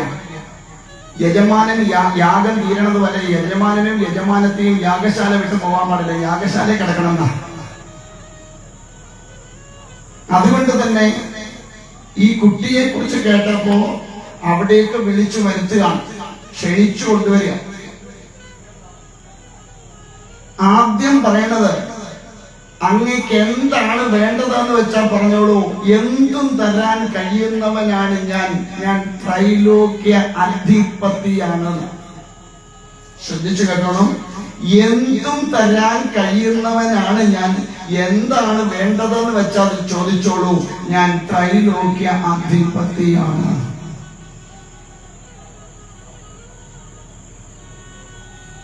അപ്പൊ ഭഗവാൻ തീരുമാനിച്ചു, തന്റെ ഭക്തനായ ഇന്ദ്രസേനൻ ഒരിക്കലും ഉണ്ടാവാൻ പാടില്ലാത്ത ഒരു ഭാവമാണ് താൻ ത്രൈലോക്യ ചക്രവർത്തിയാണ് എന്നുള്ള ഭാവം. അത് അഹങ്കാരത്തിന്റെ ലക്ഷണം. ഇളവൻ പറയാറുണ്ട്, എപ്പോഴാണോ നമ്മുടെ ഉള്ളില് ഞാൻ ഏതാണ്ടാണ്, എനിക്ക് ഏതാണ്ടൊക്കെ ഉണ്ട്, ഞാൻ വിചാരിച്ച ചിലതൊക്കെ നടക്കും, ഞാനില്ലായിരുന്നെങ്കിൽ കാണായിരുന്നു എന്ന് ഉള്ളിൽ തോന്നുന്നത്, ഓർത്തോണം, നമ്മുടെ നാശം അവിടെ ആരംഭിച്ചു. കാരണം നമ്മുടെ കയ്യിലുള്ള ഒന്നും പ്രയോജനപ്പെടാത്ത ഒരവസരം ചിലപ്പോൾ. അങ്ങനെ ഒരു അവസരമായിരുന്നു 2018 പ്രളയം അല്ലേ. എന്തെല്ലാം ഉണ്ടായിട്ടും 1, 2, 3 ദിവസം മോളിൽ കയറിയിരുന്ന് കുത്തിയിരുന്ന് പട്ടിണി കിടന്ന് വെള്ളം പോലും കുടിക്കാനില്ലാതെ ആരെങ്കിലും കൊണ്ടുവന്ന ഒരു വർഷം ബ്രെഡും തിന്നുകൊണ്ട് കടിച്ചു കൂടി കിടക്കേണ്ടി വന്നില്ലേ? എന്തെങ്കിലും ഇല്ലാഞ്ഞിട്ടാണോ? കോടികളുടെ ആശയുള്ളവരും എവിടെ കയറിയിരുന്നു? ആ ഷീറ്റിന്റെ മോളിൽ കയറിയിരുന്നു. എന്താ നിന്റെ കോടി പ്രയോജനപ്പെടാഞ്ഞത്? അപ്പൊ വിചാരിച്ചത് കഴിയുമ്പോഴെങ്കിലും മനുഷ്യൻ കുറെ ഒന്ന് മര്യാദയാവുന്ന എന്തുകൊണ്ടെന്ന് പിന്നെ ശങ്കരൻ ഉണ്ടം മണ്ടലെന്ന് പറഞ്ഞ പോലെ പിന്നെ അവൻ ഒന്നുകൂടെ തെളിഞ്ഞതേ ഉള്ളൂ. ഇത്രയുള്ള പ്രളയം. അപ്പോഴാണ് അടുത്ത ആള് വന്നത്, വേറെ 19 വന്നു. കുറവാണ് വന്നു. കണ്ടിട്ടും ഇല്ല, കേട്ടിട്ടും ഇല്ല, അറിഞ്ഞിട്ടും ഇല്ലാത്തൊരു സാധനം എങ്ങാണ്ടൂടെ പോയെന്ന് പറഞ്ഞപ്പോഴത്തേക്ക് സർവ്വ എണ്ണവും മൂക്കും വായും പൊത്തി കയറി ചുരുട്ട് കൂടി 2.5 കൊല്ലത്തോളം പെരക്കകത്ത് കുറ്റി അടിച്ചിരുന്നു. ആര് കറങ്ങില്ല പുറത്ത്. എന്തായിരുന്നു ഇത്രയും വലിയ കോടികളുള്ള ഞാൻ അങ്ങോട്ട് നോക്കട്ടെ, ഇറങ്ങാൻ എന്നാ പറ്റുമെന്ന് അറിയട്ടെ എന്ന് പറഞ്ഞ് എന്തായാലും ഇറങ്ങാന്. അപ്പൊ നമ്മളാൽ നിയന്ത്രിക്കാൻ കഴിയാത്ത പലതും ഈ പ്രപഞ്ചത്തിൽ ഉണ്ട് എന്നുള്ളത് നമ്മള് തിരിച്ചറിയാനുള്ള ഒരു ബോധം പോട്ടെ. അത് കഴിഞ്ഞപ്പോഴെങ്കിലും നേരെയായോ? എന്നിട്ടും നമ്മൾ എങ്ങനെ ആയിട്ടില്ല, നേരെയായിട്ടില്ല. നമ്മൾ പിന്നെയും ഒന്നുകൂടെ വളയുന്നതല്ലാതെ നമ്മളുടെ ബുദ്ധിയൊന്നും നേരെ ആയിട്ടില്ല. പോട്ടെ. എന്തായാലും അതുകൊണ്ട് വാമനമൂർത്തി പറഞ്ഞു, എനിക്ക് ഒരുപാട് സാധനമൊന്നും വേണ്ട, ചോദിച്ചത് കൊണ്ട് പറയാം. ചോദിക്കാൻ വെച്ചിട്ട് നാണക്കിടക്കേണ്ട, എങ്കിലും ചോദിച്ചത് കൊണ്ട് പറയാം.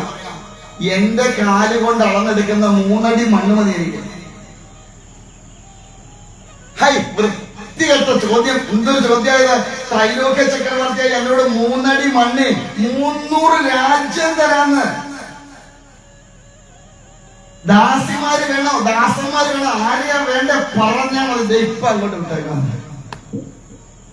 പറഞ്ഞതൊന്നും വേണ്ട, എനിക്ക് 3 അടി മണ്ണ് മാത്രം മതി. കാരണം 3 അടി മണ്ണ് കൊണ്ട് തൃപ്തനാവാത്തവന് ത്രൈലോക്യങ്ങൾ കിട്ടിയാലും തൃപ്തിയാവില്ല. നമ്മുടെ കാര്യമാണ്. ഒരിക്കലൊരാള് പറയണേ കേട്ടു, ശരിയോ തെറ്റോന്ന് അറിയില്ല. ഒരാൾക്ക് ഒരു വീട് വെച്ചു കൊടുത്തു. അപ്പൊ അവരുടെ ബഡ്ജറ്റ് പ്രകാരം കുറെ വീടുകൾ ഇങ്ങനെ വെച്ചു കൊടുക്കുകയാണ്. അപ്പോ 2 ബെഡ്റൂമും ഒരു ചെറിയ സിറ്റ് ഔട്ടും ഒരു കിച്ചണും, അത്രയും കണ്ടാണ് മൊത്തത്തിൽ അവരുടെ ബഡ്ജറ്റ്. ഒരുപാട് പേർക്ക് വെച്ചു കൊടുക്കുന്നുണ്ട്. അപ്പൊ ഈ വീട്ടില് 5-6 അംഗങ്ങളുണ്ട്. ചെറ്റയടിച്ച് അതിനകത്ത് ഒരു മുറിക്കകത്ത് എല്ലാം കൂടെ ചുരുണ്ടുകൂടി കിടന്നവർ ഇവിടെ വന്ന് ഇത്രയും സൗകര്യത്തിൽ കയറി കഴിഞ്ഞപ്പോ ചോദിച്ചത്, സാറേ എന്നാ പിന്നെ ഇവർക്ക് ഒരു മുറി കൂടെ ഉണ്ടാക്കി തന്നുകൂടെ?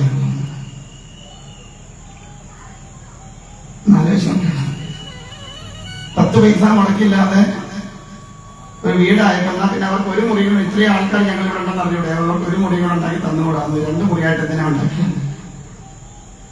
ഇതാണ് നമ്മൾ. എത്ര കിട്ടിയാലും നമുക്ക് തൃപ്തമായില്ല. അപ്പോ അതുകൊണ്ട് 3 അടി മണ്ണ്, തന്റെ കാല് കൊണ്ട് അളന്നെടുക്കുന്ന 3 അടി മണ്ണ്, അത് മാത്രം മതിയെന്നായി. ഇന്ദ്രസേനൻ പറഞ്ഞു, ശരി, അങ്ങേക്ക് അതാണ് താല്പര്യമെങ്കിൽ അങ്ങനെ ആയിക്കോട്ടെ എന്നായി. വേഗം തന്നെ അതിനുവേണ്ടി എഗ്രിമെന്റ് തയ്യാറാക്കാൻ റെഡിയായി. ഇന്നത്തെ പോലെ മുദ്രപത്രത്തിൽ എഴുതുമൊന്നുമില്ല. അന്നെന്താ എഗ്രിമെന്റ്? പരസ്പരം ദാനം വാങ്ങാനുള്ളവൻ കൈ താഴെ വെച്ചു കൊടുക്കും, ദാനം കൊടുക്കാനുള്ളവന് പാത്രത്തിൽ നിന്ന് വെള്ളം ഒഴിച്ച് അങ്ങോട്ട് കൊടുക്കും. കൈ തുളുമ്പി പോയി കഴിയുമ്പോൾ എഗ്രിമെന്റ്. അതാണ് അന്നത്തെ എഗ്രിമെന്റ്. അത് പിന്നെ മാറ്റാനൊന്നും പറ്റില്ല. അങ്ങനെ കൊടുക്കാൻ തീരുമാനിച്ചു. തരാം എന്ന് വാക്ക് പറഞ്ഞു. അന്നേരമാണ് ശുക്രാചാര്യർക്ക് ഒരു സംശയം, ഇവൻ സാധാരണക്കാരനായ ഒരു കൊച്ചനല്ല. കാരണം ഇവന്റെ വാക്ചാതുരി കേട്ടിട്ട് സാക്ഷാൽ നാരായണൻ വേഷം കെട്ടി വന്നതാണോ എന്നൊരു സംശയത്തെ. അതുകൊണ്ട് പറഞ്ഞു, ഇന്ദ്രസേന, ഒരു കാരണവശാലും ഈ വാഗ്ദാനം പാലിക്കരുത്. നീ പാലിച്ചാൽ നിനക്കുള്ളത് മുഴുവൻ നഷ്ടപ്പെട്ടു. അതുകൊണ്ട് ഈ വാഗ്ദാനം കൊടുക്കാനൊന്നും നിൽക്കല്ലേ എന്ന് പറഞ്ഞു. പക്ഷെ അസുരനായിട്ട് പോലും അദ്ദേഹം പറഞ്ഞ വാക്കിൽ ഉറച്ചു നിന്നു. അദ്ദേഹം പറഞ്ഞു ഇനി എന്തെല്ലാം നഷ്ടപ്പെടുത്തേണ്ടി വന്നാലും ശരി, പറഞ്ഞ വാക്കിനെ മാറ്റാൻ ഞാൻ തയ്യാറല്ല. നമ്മളാണ് എന്തോ ഇതന്നെ അപ്പോഴേ മാറ്റിയനെ പറഞ്ഞതൊക്കെ ഞാൻ ചുമ്മാ തമാശക്ക് പറഞ്ഞാണ് അല്ലേ. ഇപ്പൊ പിന്നെ ഇങ്ങനെ മൊബൈലും അത് ഇതുമൊക്കെ ഉള്ളതുകൊണ്ട് പറഞ്ഞതൊന്നും പെട്ടെന്നൊന്നും മാറ്റി പറയാൻ പറ്റത്തില്ല. എന്നാലും അതിനെ നമ്മൾ എന്ത് ചെയ്യും? മെഴുകി ഞാൻ അങ്ങനെയല്ല പറഞ്ഞതെന്നാക്കി വെക്കുന്നു അല്ലേ. കാരണം നമ്മുടെയൊക്കെ നിറം മാറുന്ന കണ്ടിട്ട് ഒന്ന് പോലും കാണിച്ചു പോകുന്ന അത്ര പെട്ടെന്ന് നമ്മുടെയൊക്കെ നിറമാണ് ആണെന്ന്. അപ്പോ അതുകൊണ്ട് ഇവിടെ ഇന്ദ്രസേനൻ പറഞ്ഞു, അങ്ങനെയാണെങ്കിൽ എനിക്ക് അതിനകത്ത് സങ്കടമില്ല. കാരണം അങ്ങനെ നാരായണനാണ് വന്ന് നിൽക്കണമെങ്കിൽ എന്റെ മുൻപിൽ വന്ന് യാചിക്കേണ്ട അവസ്ഥയിലേക്ക് ആരെത്തി? നാരായണനെത്തി. അപ്പൊ ആരാ ശ്രേഷ്ഠൻ? ഞാൻ തന്നെയാ ശ്രേഷ്ഠൻ. കാരണം എനിക്ക് ശ്രേഷ്ഠതയുള്ളത് കൊണ്ടാണല്ലോ എന്റെ അടുത്ത് വന്ന് യാചിച്ചത് അല്ലേ. ശ്രേഷ്ഠതയില്ലാത്തവരുടെ അടുത്ത് പോയി യാചിക്കോ? നമ്മള് ഇല്ലാത്തവന്റെ അടുത്ത് പോയി പറയുമോ 1 ലക്ഷം രൂപ കടം തരാൻ? ഇല്ല. ഇപ്പൊ കഴിഞ്ഞ ഒരു ശിവപുരാണം കഴിഞ്ഞപ്പോ എന്നോട് ഒരമ്മ പറഞ്ഞു, സ്വാമി ഇങ്ങോട്ട് പോരെ, 10 സെന്റ് സ്ഥലം ഞാൻ ചുമ്മാതല്ല. ചോദിച്ചാ വീട് ആര് വെക്കും? അത് സ്വാമി വേണേ വെച്ചു. ഞാൻ പറഞ്ഞു വേണ്ട, വീട് വെക്കാനുള്ള കാശ് വേണ്ടേ? കാശില്ല, സ്ഥലം കിട്ടിയിട്ട് എന്താ കാര്യം? ഒരു കാര്യമില്ല. അതുകൊണ്ട് ഞാൻ പറഞ്ഞു സ്ഥലം വേണ്ട. അപ്പോ അത് മനസ്സറിഞ്ഞ് പറഞ്ഞ വാക്കാണ്. അല്ല ഞാൻ ചോദിച്ചിട്ടോ പറഞ്ഞിട്ടോ അല്ല. എന്നോട് ചോദിച്ചു എന്തുമാത്രം ഉണ്ട് വസ്തു? ഞാൻ പറഞ്ഞു 40 സെന്റ്, 40 പൂജ്യം കളഞ്ഞാൽ മതി, 40 മുഴുവൻ വീടാന്ന് പറഞ്ഞു. അപ്പോഴാണ് സ്വാമി ഇങ്ങോട്ട് വരും, 10 സെന്റ് വസ്തു ഞാൻ തരാം. സ്വാമി എവിടെ വന്ന് വീട് വെച്ച് താമസിച്ചോ? അങ്ങനെ മനസ്സുള്ളവരുണ്ട്. ഇതൊക്കെ നമ്മൾ സ്വീകരിക്കാത്തതുകൊണ്ടാ. അപ്പൊ അതുകൊണ്ട് ഞാൻ പറഞ്ഞു വന്നത് എന്താ വെച്ചാൽ, ആ കൊടുക്കാൻ തയ്യാറാവുക, അതൊരു മനസ്സാണ്. ഈശ്വരനാണെങ്കിലും ഗുരുക്കന്മാർക്കാണെങ്കിലും മനസ്സറിഞ്ഞ് കൊടുക്കാൻ നമുക്ക് കഴിയണം. എന്തായാലും ഗുരുവിന്റെ വാക്കുകളെ ഒന്നും അനുസരിക്കാൻ ഇന്ദ്രസേനൻ തയ്യാറായില്ല. അതൊരു പാത്രമുണ്ട്, എന്താ പറയാ, കമണ്ടലൂന്നോ ഒക്കെ വേണമെങ്കിൽ പറയാം. കിണ്ടി പോലൊരു സാധനം, ഒരു വള്ളിയൊക്കെ ഉണ്ടാവും പിടിക്കാന്. അതിനകത്ത് വെള്ളമെടുത്ത് വാമനമൂർത്തിയുടെ കയ്യിലേക്ക് ഒഴിച്ചു കൊടുക്കാൻ തുടങ്ങിയപ്പോൾ തന്റെ ശിഷ്യനെ രക്ഷിക്കുക എന്നത് ഒരു ഗുരുവിന്റെ ധർമ്മമാണ്. അതുകൊണ്ട് ശുക്രാചാര്യൻ എന്ത് ചെയ്തു? ഒരു വണ്ടിന്റെ രൂപത്തില് ഈ പാത്രത്തിന്റെ വാലിനകത്തിരുന്നു വെള്ളം പുറത്തേക്ക് ഒഴുകി വരാതിരിക്കാൻ.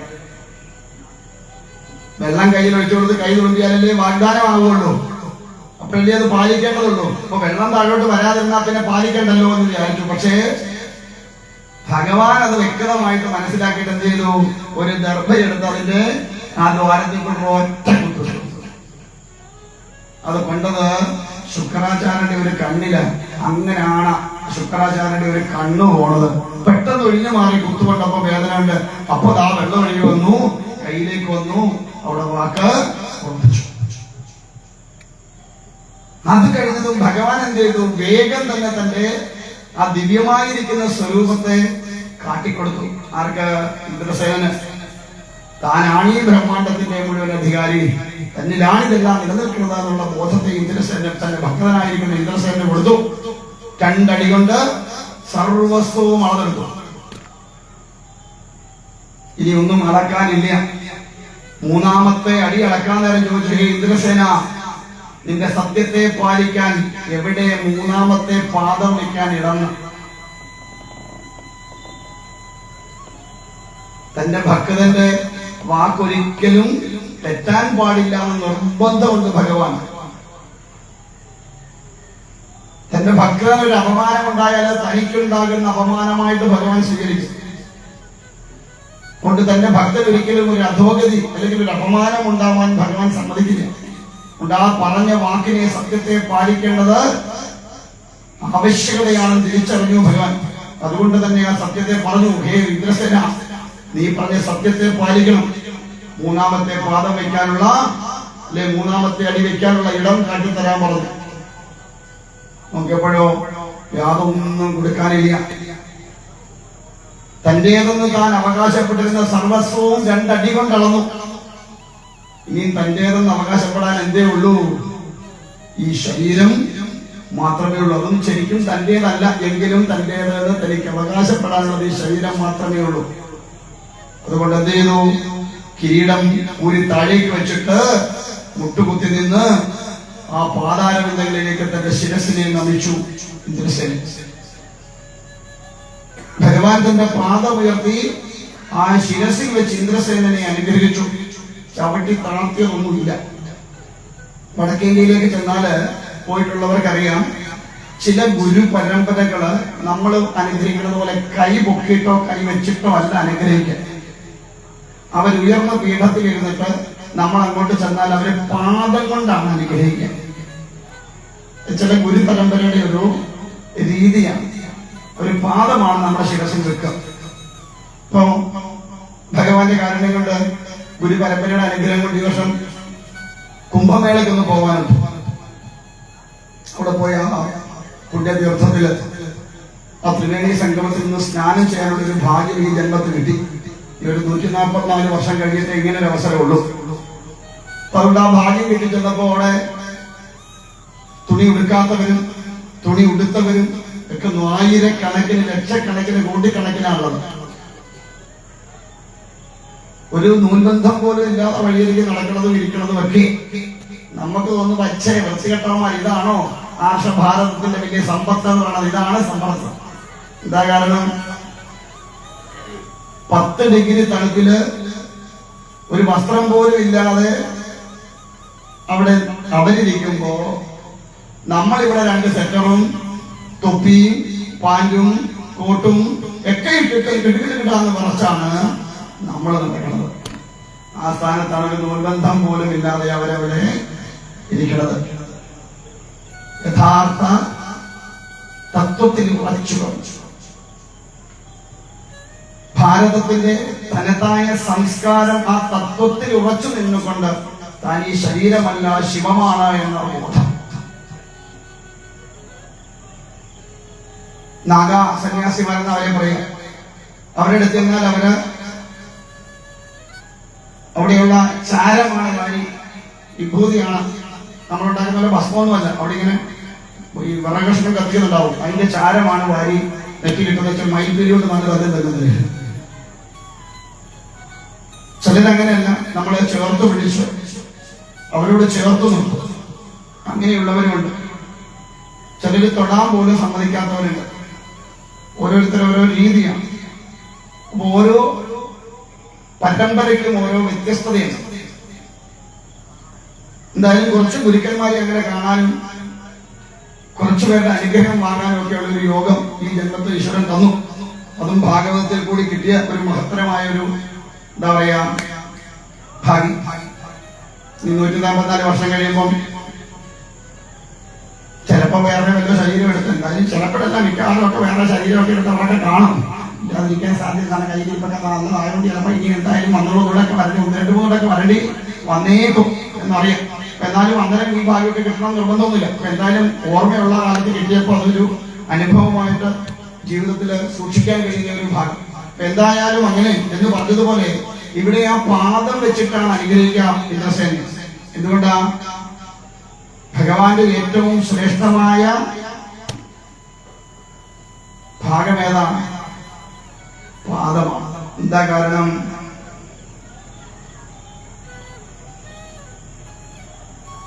സർവരും സർവസ്വവും കൊണ്ട് സമർപ്പിക്കുന്നത് എവിടെയാണ്? അപ്പൊ അതാണ്. ഇന്ന് വരെ ആരെങ്കിലും പറഞ്ഞിട്ടുണ്ടോ ഗുരുവായൂരപ്പന്റെ നെഞ്ചത്ത് ഞാനൊരു കരി കൊണ്ട് സമർപ്പിച്ചു എന്ന് പറയാറുണ്ടോ? ഇല്ല. അല്ലെങ്കിൽ വേറെ എന്തെങ്കിലും കൊടുത്താൽ ഞാൻ ഗുരുവായൂരപ്പന്റെ വൈദ്യത്താ കൊണ്ട് വെച്ചതെന്ന് ആരെങ്കിലും പറയുമോ? ഇല്ല. എല്ലാരും ഇവിടെ കൊടുത്തു എന്ന് പറയുക പാതാരവിന്ദങ്ങളിലേക്ക് സമർപ്പിച്ചു. അത്ര ശ്രേഷ്ഠമാണ് ഭഗവാന്റെ പാദം. അതുകൊണ്ട് ആ പാദം വെച്ച് അനുഗ്രഹിച്ചു. എന്നിട്ട് പറഞ്ഞു, ഇന്ദ്രസേന, നീ എന്റെ പരമ ഭക്തനെന്റെ പൗത്രനാണ്. പ്രഹ്ലാദനെ പോലെ തന്നെ ഭക്തനാണ് നീ. പക്ഷേ നിനക്ക് എന്തു പറ്റി? ഈ ഭൗതിക സുഖങ്ങളെല്ലാം നിന്റെ കയ്യിൽ വന്നപ്പോ നീ എന്നെ മറന്നു. നിനക്ക് അഹങ്കാരം നിന്റെ ഉള്ളിലുണ്ടായി. ആ അഹങ്കാരത്തെ ഇല്ലാതാക്കുക എന്നത് ഒരു ലക്ഷ്യം. രണ്ടാമത്, ഇപ്പോ നിനക്ക് ഇരിക്കാനുള്ള അവസരം ഇല്ല. എവിടെ? ദേവലോകത്ത് ഇന്ദ്രനായിട്ട്. ഓരോ സമയത്തും ഓരോരുത്തർ ഇരിക്കേണ്ടതുണ്ട്.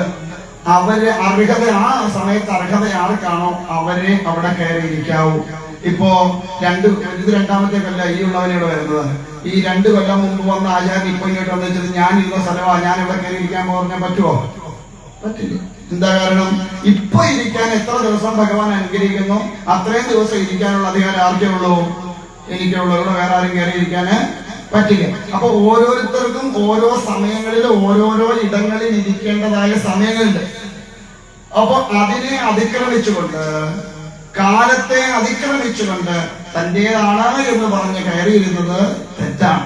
തനിക്ക് അർഹതയില്ലാത്ത ഇടത്ത് താൻ കയറിയിരുന്നു. അതുകൊണ്ട് ആ തെറ്റിനെ കൂടി തിരുത്തണം. അതുകൊണ്ട് നീ എന്ത് ചെയ്യാ? അടുത്ത മന്വന്തരത്തിലെ ഇതന്നെയാണ്. അതുകൊണ്ട് ഇപ്പൊ നീ എവിടേക്ക് പോയിരിക്കണം? ലോകങ്ങളിൽ വെച്ച് ഏറ്റവും ശ്രേഷ്ഠതമമായ ലോകമായ സുത്തലത്തിൽ പോയി, പാതാളത്തിലേക്കല്ല കേട്ടോ, സുത്തലത്തിൽ പോയിരിക്കാൻ പറഞ്ഞു. അങ്ങനെ ഭഗവാന്റെ നിർദ്ദേശാനുസരണം ഈ ഇന്ദ്രസേനൻ സുത്തലത്തിലാണ് ഇരിക്കുന്നത്.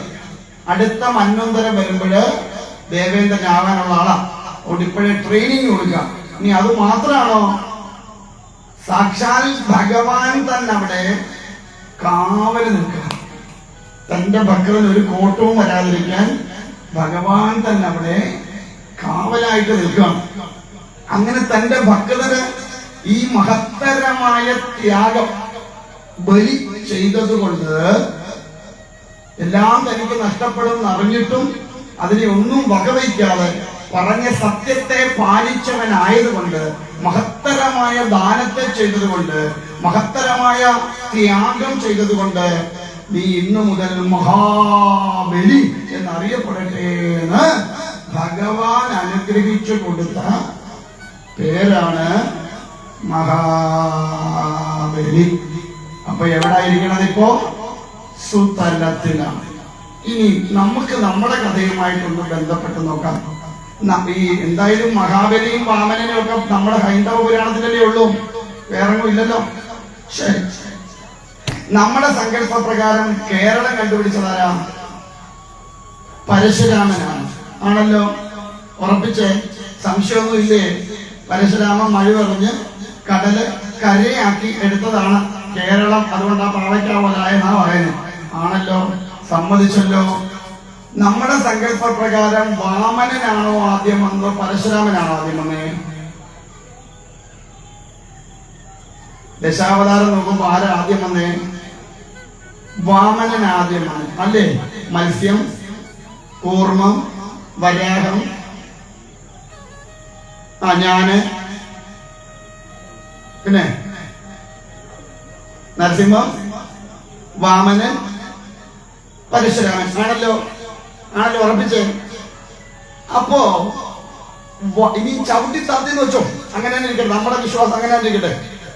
ഈ വാമനം വന്ന് ചവിട്ടിത്താത്ത മഹാബലി, അതിനുശേഷം അവതരിച്ച പരശുരാമൻ കണ്ടെത്തിയ കേരളം എങ്ങനെ ഭരിക്കുന്നേ?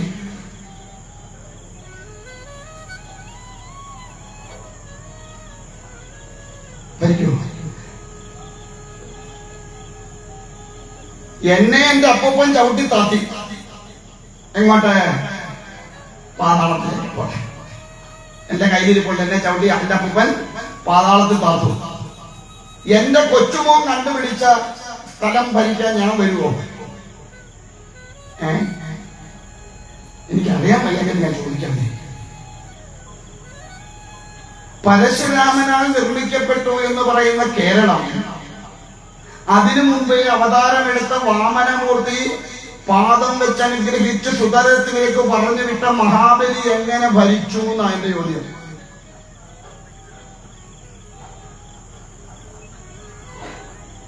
ഇനി അതും പോട്ടെ, ഈ ഉത്തരേന്ത്യക്കാരനായ ഇന്ദ്രസേനൻ എന്തുവാ കേരളവുമായിട്ട് ബന്ധം? നോർത്ത് ഇന്ത്യനാണ് ആര്? ഇന്ദ്രസേനൻ അല്ലെ മഹാബലി. ഗുജറാത്തുകാരനാണ്. അങ്ങനെയുള്ള മഹാബലിക്ക് എന്താ കേരളവുമായിട്ട് ബന്ധം? അല്ല, ബന്ധമുണ്ടോ? ഉണ്ടോ? പിന്നെ എങ്ങനെയാ ഈ ഓണത്തിന് മഹാബലി കയറി വരുന്നതെന്ന് എനിക്ക് മനസ്സിലാവും. പിന്നെ നമ്മൾ അസുരന്മാരായതുകൊണ്ട് നമ്മളെ കാണാൻ അസുരന്മാരെ വരും. അങ്ങനെ ഒരു ഭഗവാനൊന്നും വരാൻ സാധ്യത കുറവാ. കാരണം നമ്മുടെ കയ്യിൽ പത്രയ്ക്ക് നല്ലതായതുകൊണ്ട് മിക്കവാറും ഭഗവാൻ പറഞ്ഞു വിടുന്ന അസുരന്മാരെയൊക്കെ പറഞ്ഞു വിടുള്ളൂ. ഇനി അതും പോട്ടെ, പണ്ട് പൂക്കളം ഇടുമായിരുന്നു ഇല്ലേ? പൂക്കളം ഇടുമ്പോൾ പൂക്കളം മധ്യത്തിൽ ഒരു സാധനം ഉരുട്ടി ഒക്കെ ഉണ്ടാക്കിയൊക്കെ ഉള്ളൂ ഇല്ലേ? അത് ആരുടെ സങ്കല്പത്തിലാ വെക്കണേ?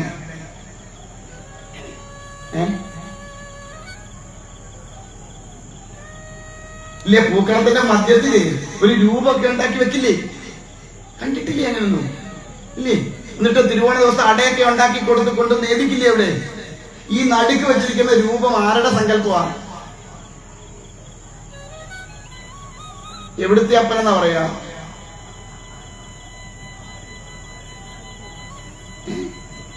തൃക്കാക്കര അപ്പൻ. തൃക്കാക്കര ഇരിക്കുന്ന മഹാബലിയാണോ വാമനനാണോ? ഇതെല്ലാം കൂടെ എങ്ങനെ ശരിയാവുന്നെന്ന് എനിക്ക് മനസ്സിലാവാതെ. തൃക്കാക്കര അപ്പന്റെ സങ്കല്പത്തിൽ പൂക്കളം ഉണ്ടാക്കി അതിന് നിനക്ക് തൃക്കാക്കര അപ്പന്റെ സങ്കല്പത്തിൽ രൂപത്തെ വെച്ച് പൂജിക്കുന്ന നമ്മള് എങ്ങനെയാണ് മഹാബലി ഇതാവുക? പിന്നെ എവിടാ മഹാബലിക്ക് പ്രാധാന്യം? നൃസിംഹാവതാരത്തിൽ എങ്ങനെയാണോ പ്രഹ്ലാദനെ സ്മരിക്കണത്, അതേപോലെ വാമന അവതാരത്തിൽ ആരെ സ്മരിക്കണു? മഹാബലിയെ സ്മരിക്കണം. ഭഗവാനോടൊപ്പം ചേർത്ത് ആരെ സ്മരിക്കും? ഭക്തനെ സ്മരിക്കും. ഇത്ര മാത്രമേ ഉള്ളൂ. അല്ലാതെ കേരളത്തില് അത് പറച്ചു കേട്ടാക്കായിട്ടുള്ള രസം.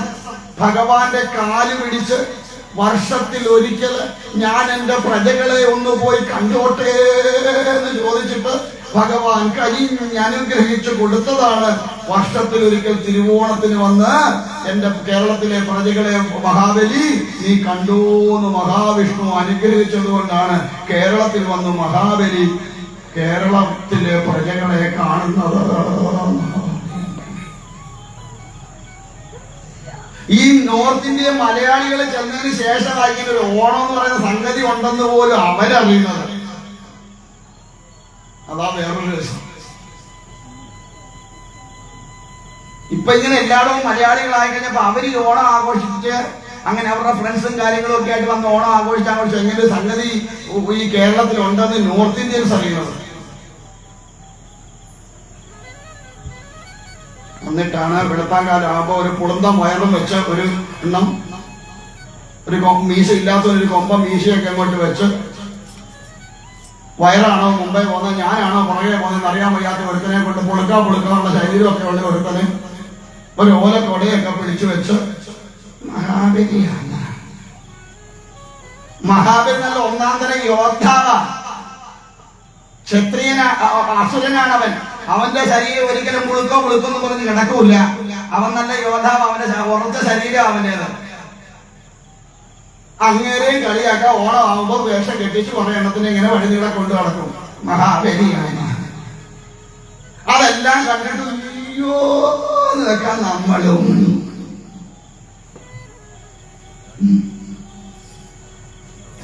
അതുകൊണ്ട് ദൈവത്തെ ഓർത്ത് ഇനി വരുന്ന ഓണത്തിലെങ്കിലും, ഇനിയിപ്പോ ഓണം വരാൻ എത്ര മാസമുണ്ട്?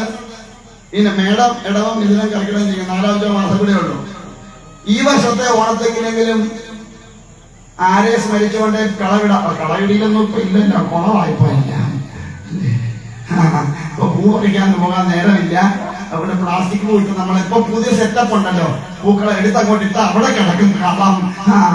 അതിനകത്തോട്ട് വെക്കാൻ ഇനി എന്തോ ആട്ടെ, എന്തോ ആയാലും ശരി തന്നെ. മഹാബലി വരുന്നു എന്ന് പറഞ്ഞല്ല സങ്കല്പം കൊടുക്കേണ്ടത്. പിന്നെയോ സാക്ഷാൽ നാരായണന്റെ തിരുവവതാരമായിരിക്കുന്ന വാമനമൂർത്തിയെ സങ്കല്പിച്ചുകൊണ്ട് വേണം ഓണം ആഘോഷിക്കാൻ. ആ കൂടെ മഹാബലിയെ സ്മരിച്ചോളൂ. കാരണം ഭഗവാന്റെ പരമഭക്തനാണ് മഹാബലി. അതുകൊണ്ട് ആ ഭഗവാൻ തന്നെ കാവലായിട്ടാണ് നിൽക്കുന്നത്.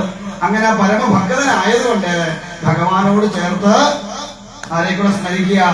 ഭക്തനായ മഹാബലിയെ കൂടെ സ്മരിക്കുക. അല്ലാതെ മഹാബലി തന്നെ കാണാൻ വരുമെന്നും പറഞ്ഞ് സദ്യ ഒന്നും ഒരുക്കി വെക്കരുത് കേട്ടോ. പിടി കിട്ടിയോ? അതുകൊണ്ട് ഇനിയെങ്കിലും ആരെങ്കിലും ഇങ്ങനെ പറയുമ്പോൾ തിരിച്ചു പറയാൻ കഴിയണം, മഹാബലി ഞങ്ങളെ കാണാൻ വരുന്നില്ല.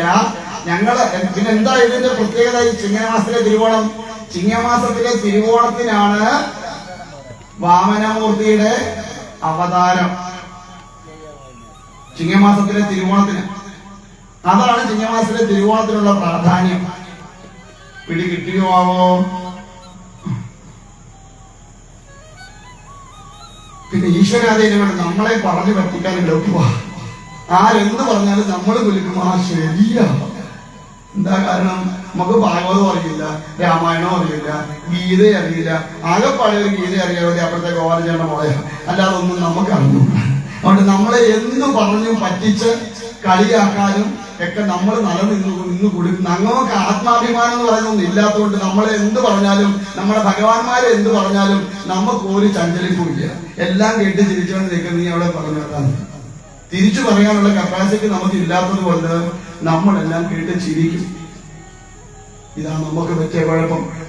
അതാണ് പലരും മുതലെടുത്തതും. വീട്ടിൽ കാണും ഭഗവത്ഗീത സന്ദേശം എന്ന് പറഞ്ഞ സാധനം ഉണ്ടോ? കിട്ടണം നിന്നുകൊണ്ട് അർജുനൻ മുട്ടും കുത്തി ഭഗവാനെ നോക്കിക്കൊണ്ടിരിക്കുന്നതിനകത്ത് കാണുമോ ഭഗവത്ഗീത സന്ദേശം? എന്തോ എഴുതിയേക്കുന്നത് ഇതിനകത്ത്? എന്തോ എഴുതി വെച്ചേക്കുന്നേ? സംഭവിച്ചതെല്ലാം നല്ലതിന്, സംഭവിക്കാനുള്ളതും നല്ലതിന് ഇന്നലെ ആരുടെയോ കയ്യിരുന്നത് ഇന്ന് നിന്റെ കൈ വന്നു, ഇന്ന് നാളെ അത് നിന്റെ കയ്യിൽ നിന്ന് വേറൊരുത്തന്റെ. ഭഗവാൻ പറഞ്ഞിട്ടുണ്ടോ ഇങ്ങനെ? എന്നാ അർജുനോട് പറഞ്ഞാൽ പോരാ, അർജുന ഇത് നീന്റെ കർമ്മഫലമാണ്, നീ അങ്ങ് അനുഭവിച്ചോ, നീ യുദ്ധം ചെയ്യാനൊന്നും പോവണ്ട എന്ന് പറഞ്ഞാൽ പോരായിരുന്നു. വെറും തേരാളിയായി ചെന്നുകൊണ്ട് നിമിഷ നേരം കൊണ്ട് മനസ്സ് തകർന്നിരിക്കുന്ന അർജുനന് മുമ്പിൽ ലോക ഗുരുവായി നിന്നുകൊണ്ട് ഭഗവാൻ പറഞ്ഞത് എഴുന്നേക്കട, അടിക്കട, ഇത് നിന്റെ ധർമ്മമാണ്, അധർമ്മത്തെ ഇല്ലാതെയാക്കലാണ് നിന്റെ ധർമ്മം. അതുകൊണ്ട് അധർമ്മത്തിനെതിരെ പോരാടേണ്ടത് നിന്റെ ധർമ്മമായുണ്ട്. എഴുന്നേറ്റാൻ അധാർമികന്മാരെ മുഴുവൻ ഇല്ലാതെയാക്കാനാ ഭഗവാൻ പറഞ്ഞ. അല്ല, ഭഗവാൻ പറഞ്ഞില്ലേടാ നീ അവിടെ ഇരുന്നോ, നാളെ ഇവരുടെ കയ്യിൽ നിന്നെല്ലാം പോയി കഴിയുമ്പോൾ നിനക്ക് കിട്ടും, നീ അവിടെ മാറി ഇരുന്നോളാം ഭഗവാൻ പറഞ്ഞിട്ടില്ല. ഭഗവത്ഗീതയിൽ എവിടെയെങ്കിലും ഒന്ന് കാണിച്ചേരാ ഭഗവാൻ അങ്ങനെ ഉപദേശം കൊടുത്തായിട്ട്? നമ്മൾ അതും മേടിച്ചു 20-50 രൂപ കൊടുത്തേച്ച് പൂജാമുറി കൊണ്ട് തൂക്കും. ഇത്തരത്തിൽ നമ്മൾ വിഡ്ഢികളായി ഇങ്ങനെ ജീവിതം മുൻപോട്ട് പോവാ. എന്നാ പോട്ടെ, ഇതുപോലെ വല്ലതൊക്കെ പറയുന്നത് വന്നിരിക്കുമോ? അതുമില്ല. നമുക്ക് ആകെപ്പാടെ ഭക്തി 12:15 ഒരു ഭക്തിയെ നമുക്ക്. പിന്നെ എങ്ങനെ നമ്മൾ ഇതൊക്കെ അറിയും? എങ്ങനെ നന്നാവുന്നുണ്ടല്ലോ സ്വാമി? സപ്താഹം കഴിയുന്നത് 15 കിലോയാണ് കൂടുതൽ. അതുകൊണ്ട് ഇനിയെങ്കിലും ഈ കുഞ്ഞുങ്ങളെങ്കിലും ഇതൊക്കെ പറഞ്ഞു കൊടുക്കാനുള്ള ഒരു അവസ്ഥയിലേക്ക് നമ്മൾ എത്തിയില്ലെങ്കിൽ നമ്മുടെയൊക്കെ തലമുറ അധപ്പതിച്ചു പോകും. നമ്മുടെ സംസ്കാരം എന്താണെന്നറിയാതെ, നമ്മുടെ പുരാണങ്ങൾ എന്താണെന്നറിയാതെ പോട്ടെ, കഥകളെങ്കിലും പറഞ്ഞു കൊടുക്കും. ഇനി അതിന്റെ തത്വങ്ങളൊന്നും പറഞ്ഞെങ്കിലും കഥകളെങ്കിലും ഇങ്ങനെയല്ല മക്കളെ, അങ്ങനെയാണ് എന്നും പറഞ്ഞ് പരീക്ഷയ്ക്ക് വാമനം ചവിട്ടി പാതാളത്തെ പിന്നെ മഹാബലിയെ താഴ്ത്തത് എങ്ങോട്ടാണെന്ന് ചോദിച്ചാൽ സുതലം എഴുതിയാൽ മാറി കിട്ടത്തില്ല. കാരണം നമ്മളെ പറഞ്ഞ് പറ്റിച്ച് വെച്ചിരിക്കുന്ന അങ്ങനെയാ, പാതാളം എഴുതിയാലേ മാറി കിട്ടും കേട്ടോ. അത് വേറൊരു കാര്യം. ഈ സുതലത്തിലാ സാറേ, എന്റെ ഭാഗവതി കിടക്കുന്ന അങ്ങനെയാ, സുതലത്തിലാ, പിന്നെ ഞാൻ അങ്ങനെ എഴുതുമെന്ന് പറഞ്ഞാൽ ഒരു മാർക്ക് പോയി കിട്ടും. നമ്മുടെ സംസ്കാരമോ നമ്മുടെ ഇതായിട്ടുള്ള ഒന്നും നമ്മൾ ഇന്നുവരെ പഠിച്ചിട്ടില്ല, നമ്മളെ പഠിപ്പിച്ചിട്ടില്ല. അതുകൊണ്ട് എന്തു പറ്റി? നമ്മളിങ്ങനെ വീട്ടിൽ തപ്പുവായി പോകും. ഏതാ എന്തവാ എങ്ങനെയാണെന്ന് ഒന്നും അറിയാൻ വയ്യാതെ ആർഷഭാരത സംസ്കാരത്തിന്റെ യാതൊന്നും നമ്മളെ പഠിപ്പിച്ചിട്ടില്ല. നമ്മൾ പഠിക്കാനായിട്ട് ആഗ്രഹിച്ചതുമില്ല, അതിനുവേണ്ടി നമ്മളാരും ആവശ്യപ്പെട്ടതുമില്ല. അതുകൊണ്ട് ആരാണ്ടൊക്കെ എങ്ങാണ്ടൊക്കെ ഇവിടെ വന്ന് ആക്രമിച്ച് വീടടക്കിയതൊക്കെ നമ്മൾ പഠിച്ചു. നമ്മുടെ രാജ്യത്തെ അധോഗതിയിലേക്ക് കൊണ്ടുപോയതൊക്കെ നമ്മൾ പഠിച്ചു. നമ്മൾ ഇന്നും ആ അടിമത്വത്തിന്റെ ഉള്ളിൽ നിന്ന് നമ്മൾ ഇന്ന് രക്ഷപ്പെട്ടിട്ടില്ലെന്നുള്ള സത്യം. സ്വാതന്ത്ര്യം കിട്ടി, പക്ഷേ ഇന്ന് നമ്മുടെ ഉള്ളിൽ നിന്ന് ആ അടിമത്വമൊന്നും ഇന്നും പോയിട്ടില്ല. അതുകൊണ്ട് നമ്മുടെ പുരാണങ്ങളും നമ്മുടെ ഋഷി പരമ്പരയെ കുറിച്ചും സനാതന ധർമ്മത്തെക്കുറിച്ചും ഒക്കെ പഠിക്കാൻ കിട്ടുന്ന അവസരങ്ങൾ പരമാവധി പ്രയോജനപ്പെടുത്താൻ നോക്കുക. കുഞ്ഞുങ്ങൾക്ക് അതിനെ പകർന്നു കൊടുക്കാൻ നോക്കുക. അല്ലെങ്കിൽ വലിയ കുഴപ്പത്തിലേക്ക് ചിന്തിച്ചാടും നമ്മുടെ തലമുറ. മനസ്സിലാവണുണ്ടോ? അതുകൊണ്ട് ഇനി അടുത്ത ഓണത്തിന് ആരെ വിളിക്കും? വാമനമൂർത്തിയെ വിളിച്ച് വേണം പ്രാർത്ഥിക്കാൻ കേട്ടോ. ഒന്ന് അങ്ങനെ നിൽക്കട്ടെ. ഇനി നമുക്ക് ഭജനയിലേക്ക് പോകാം.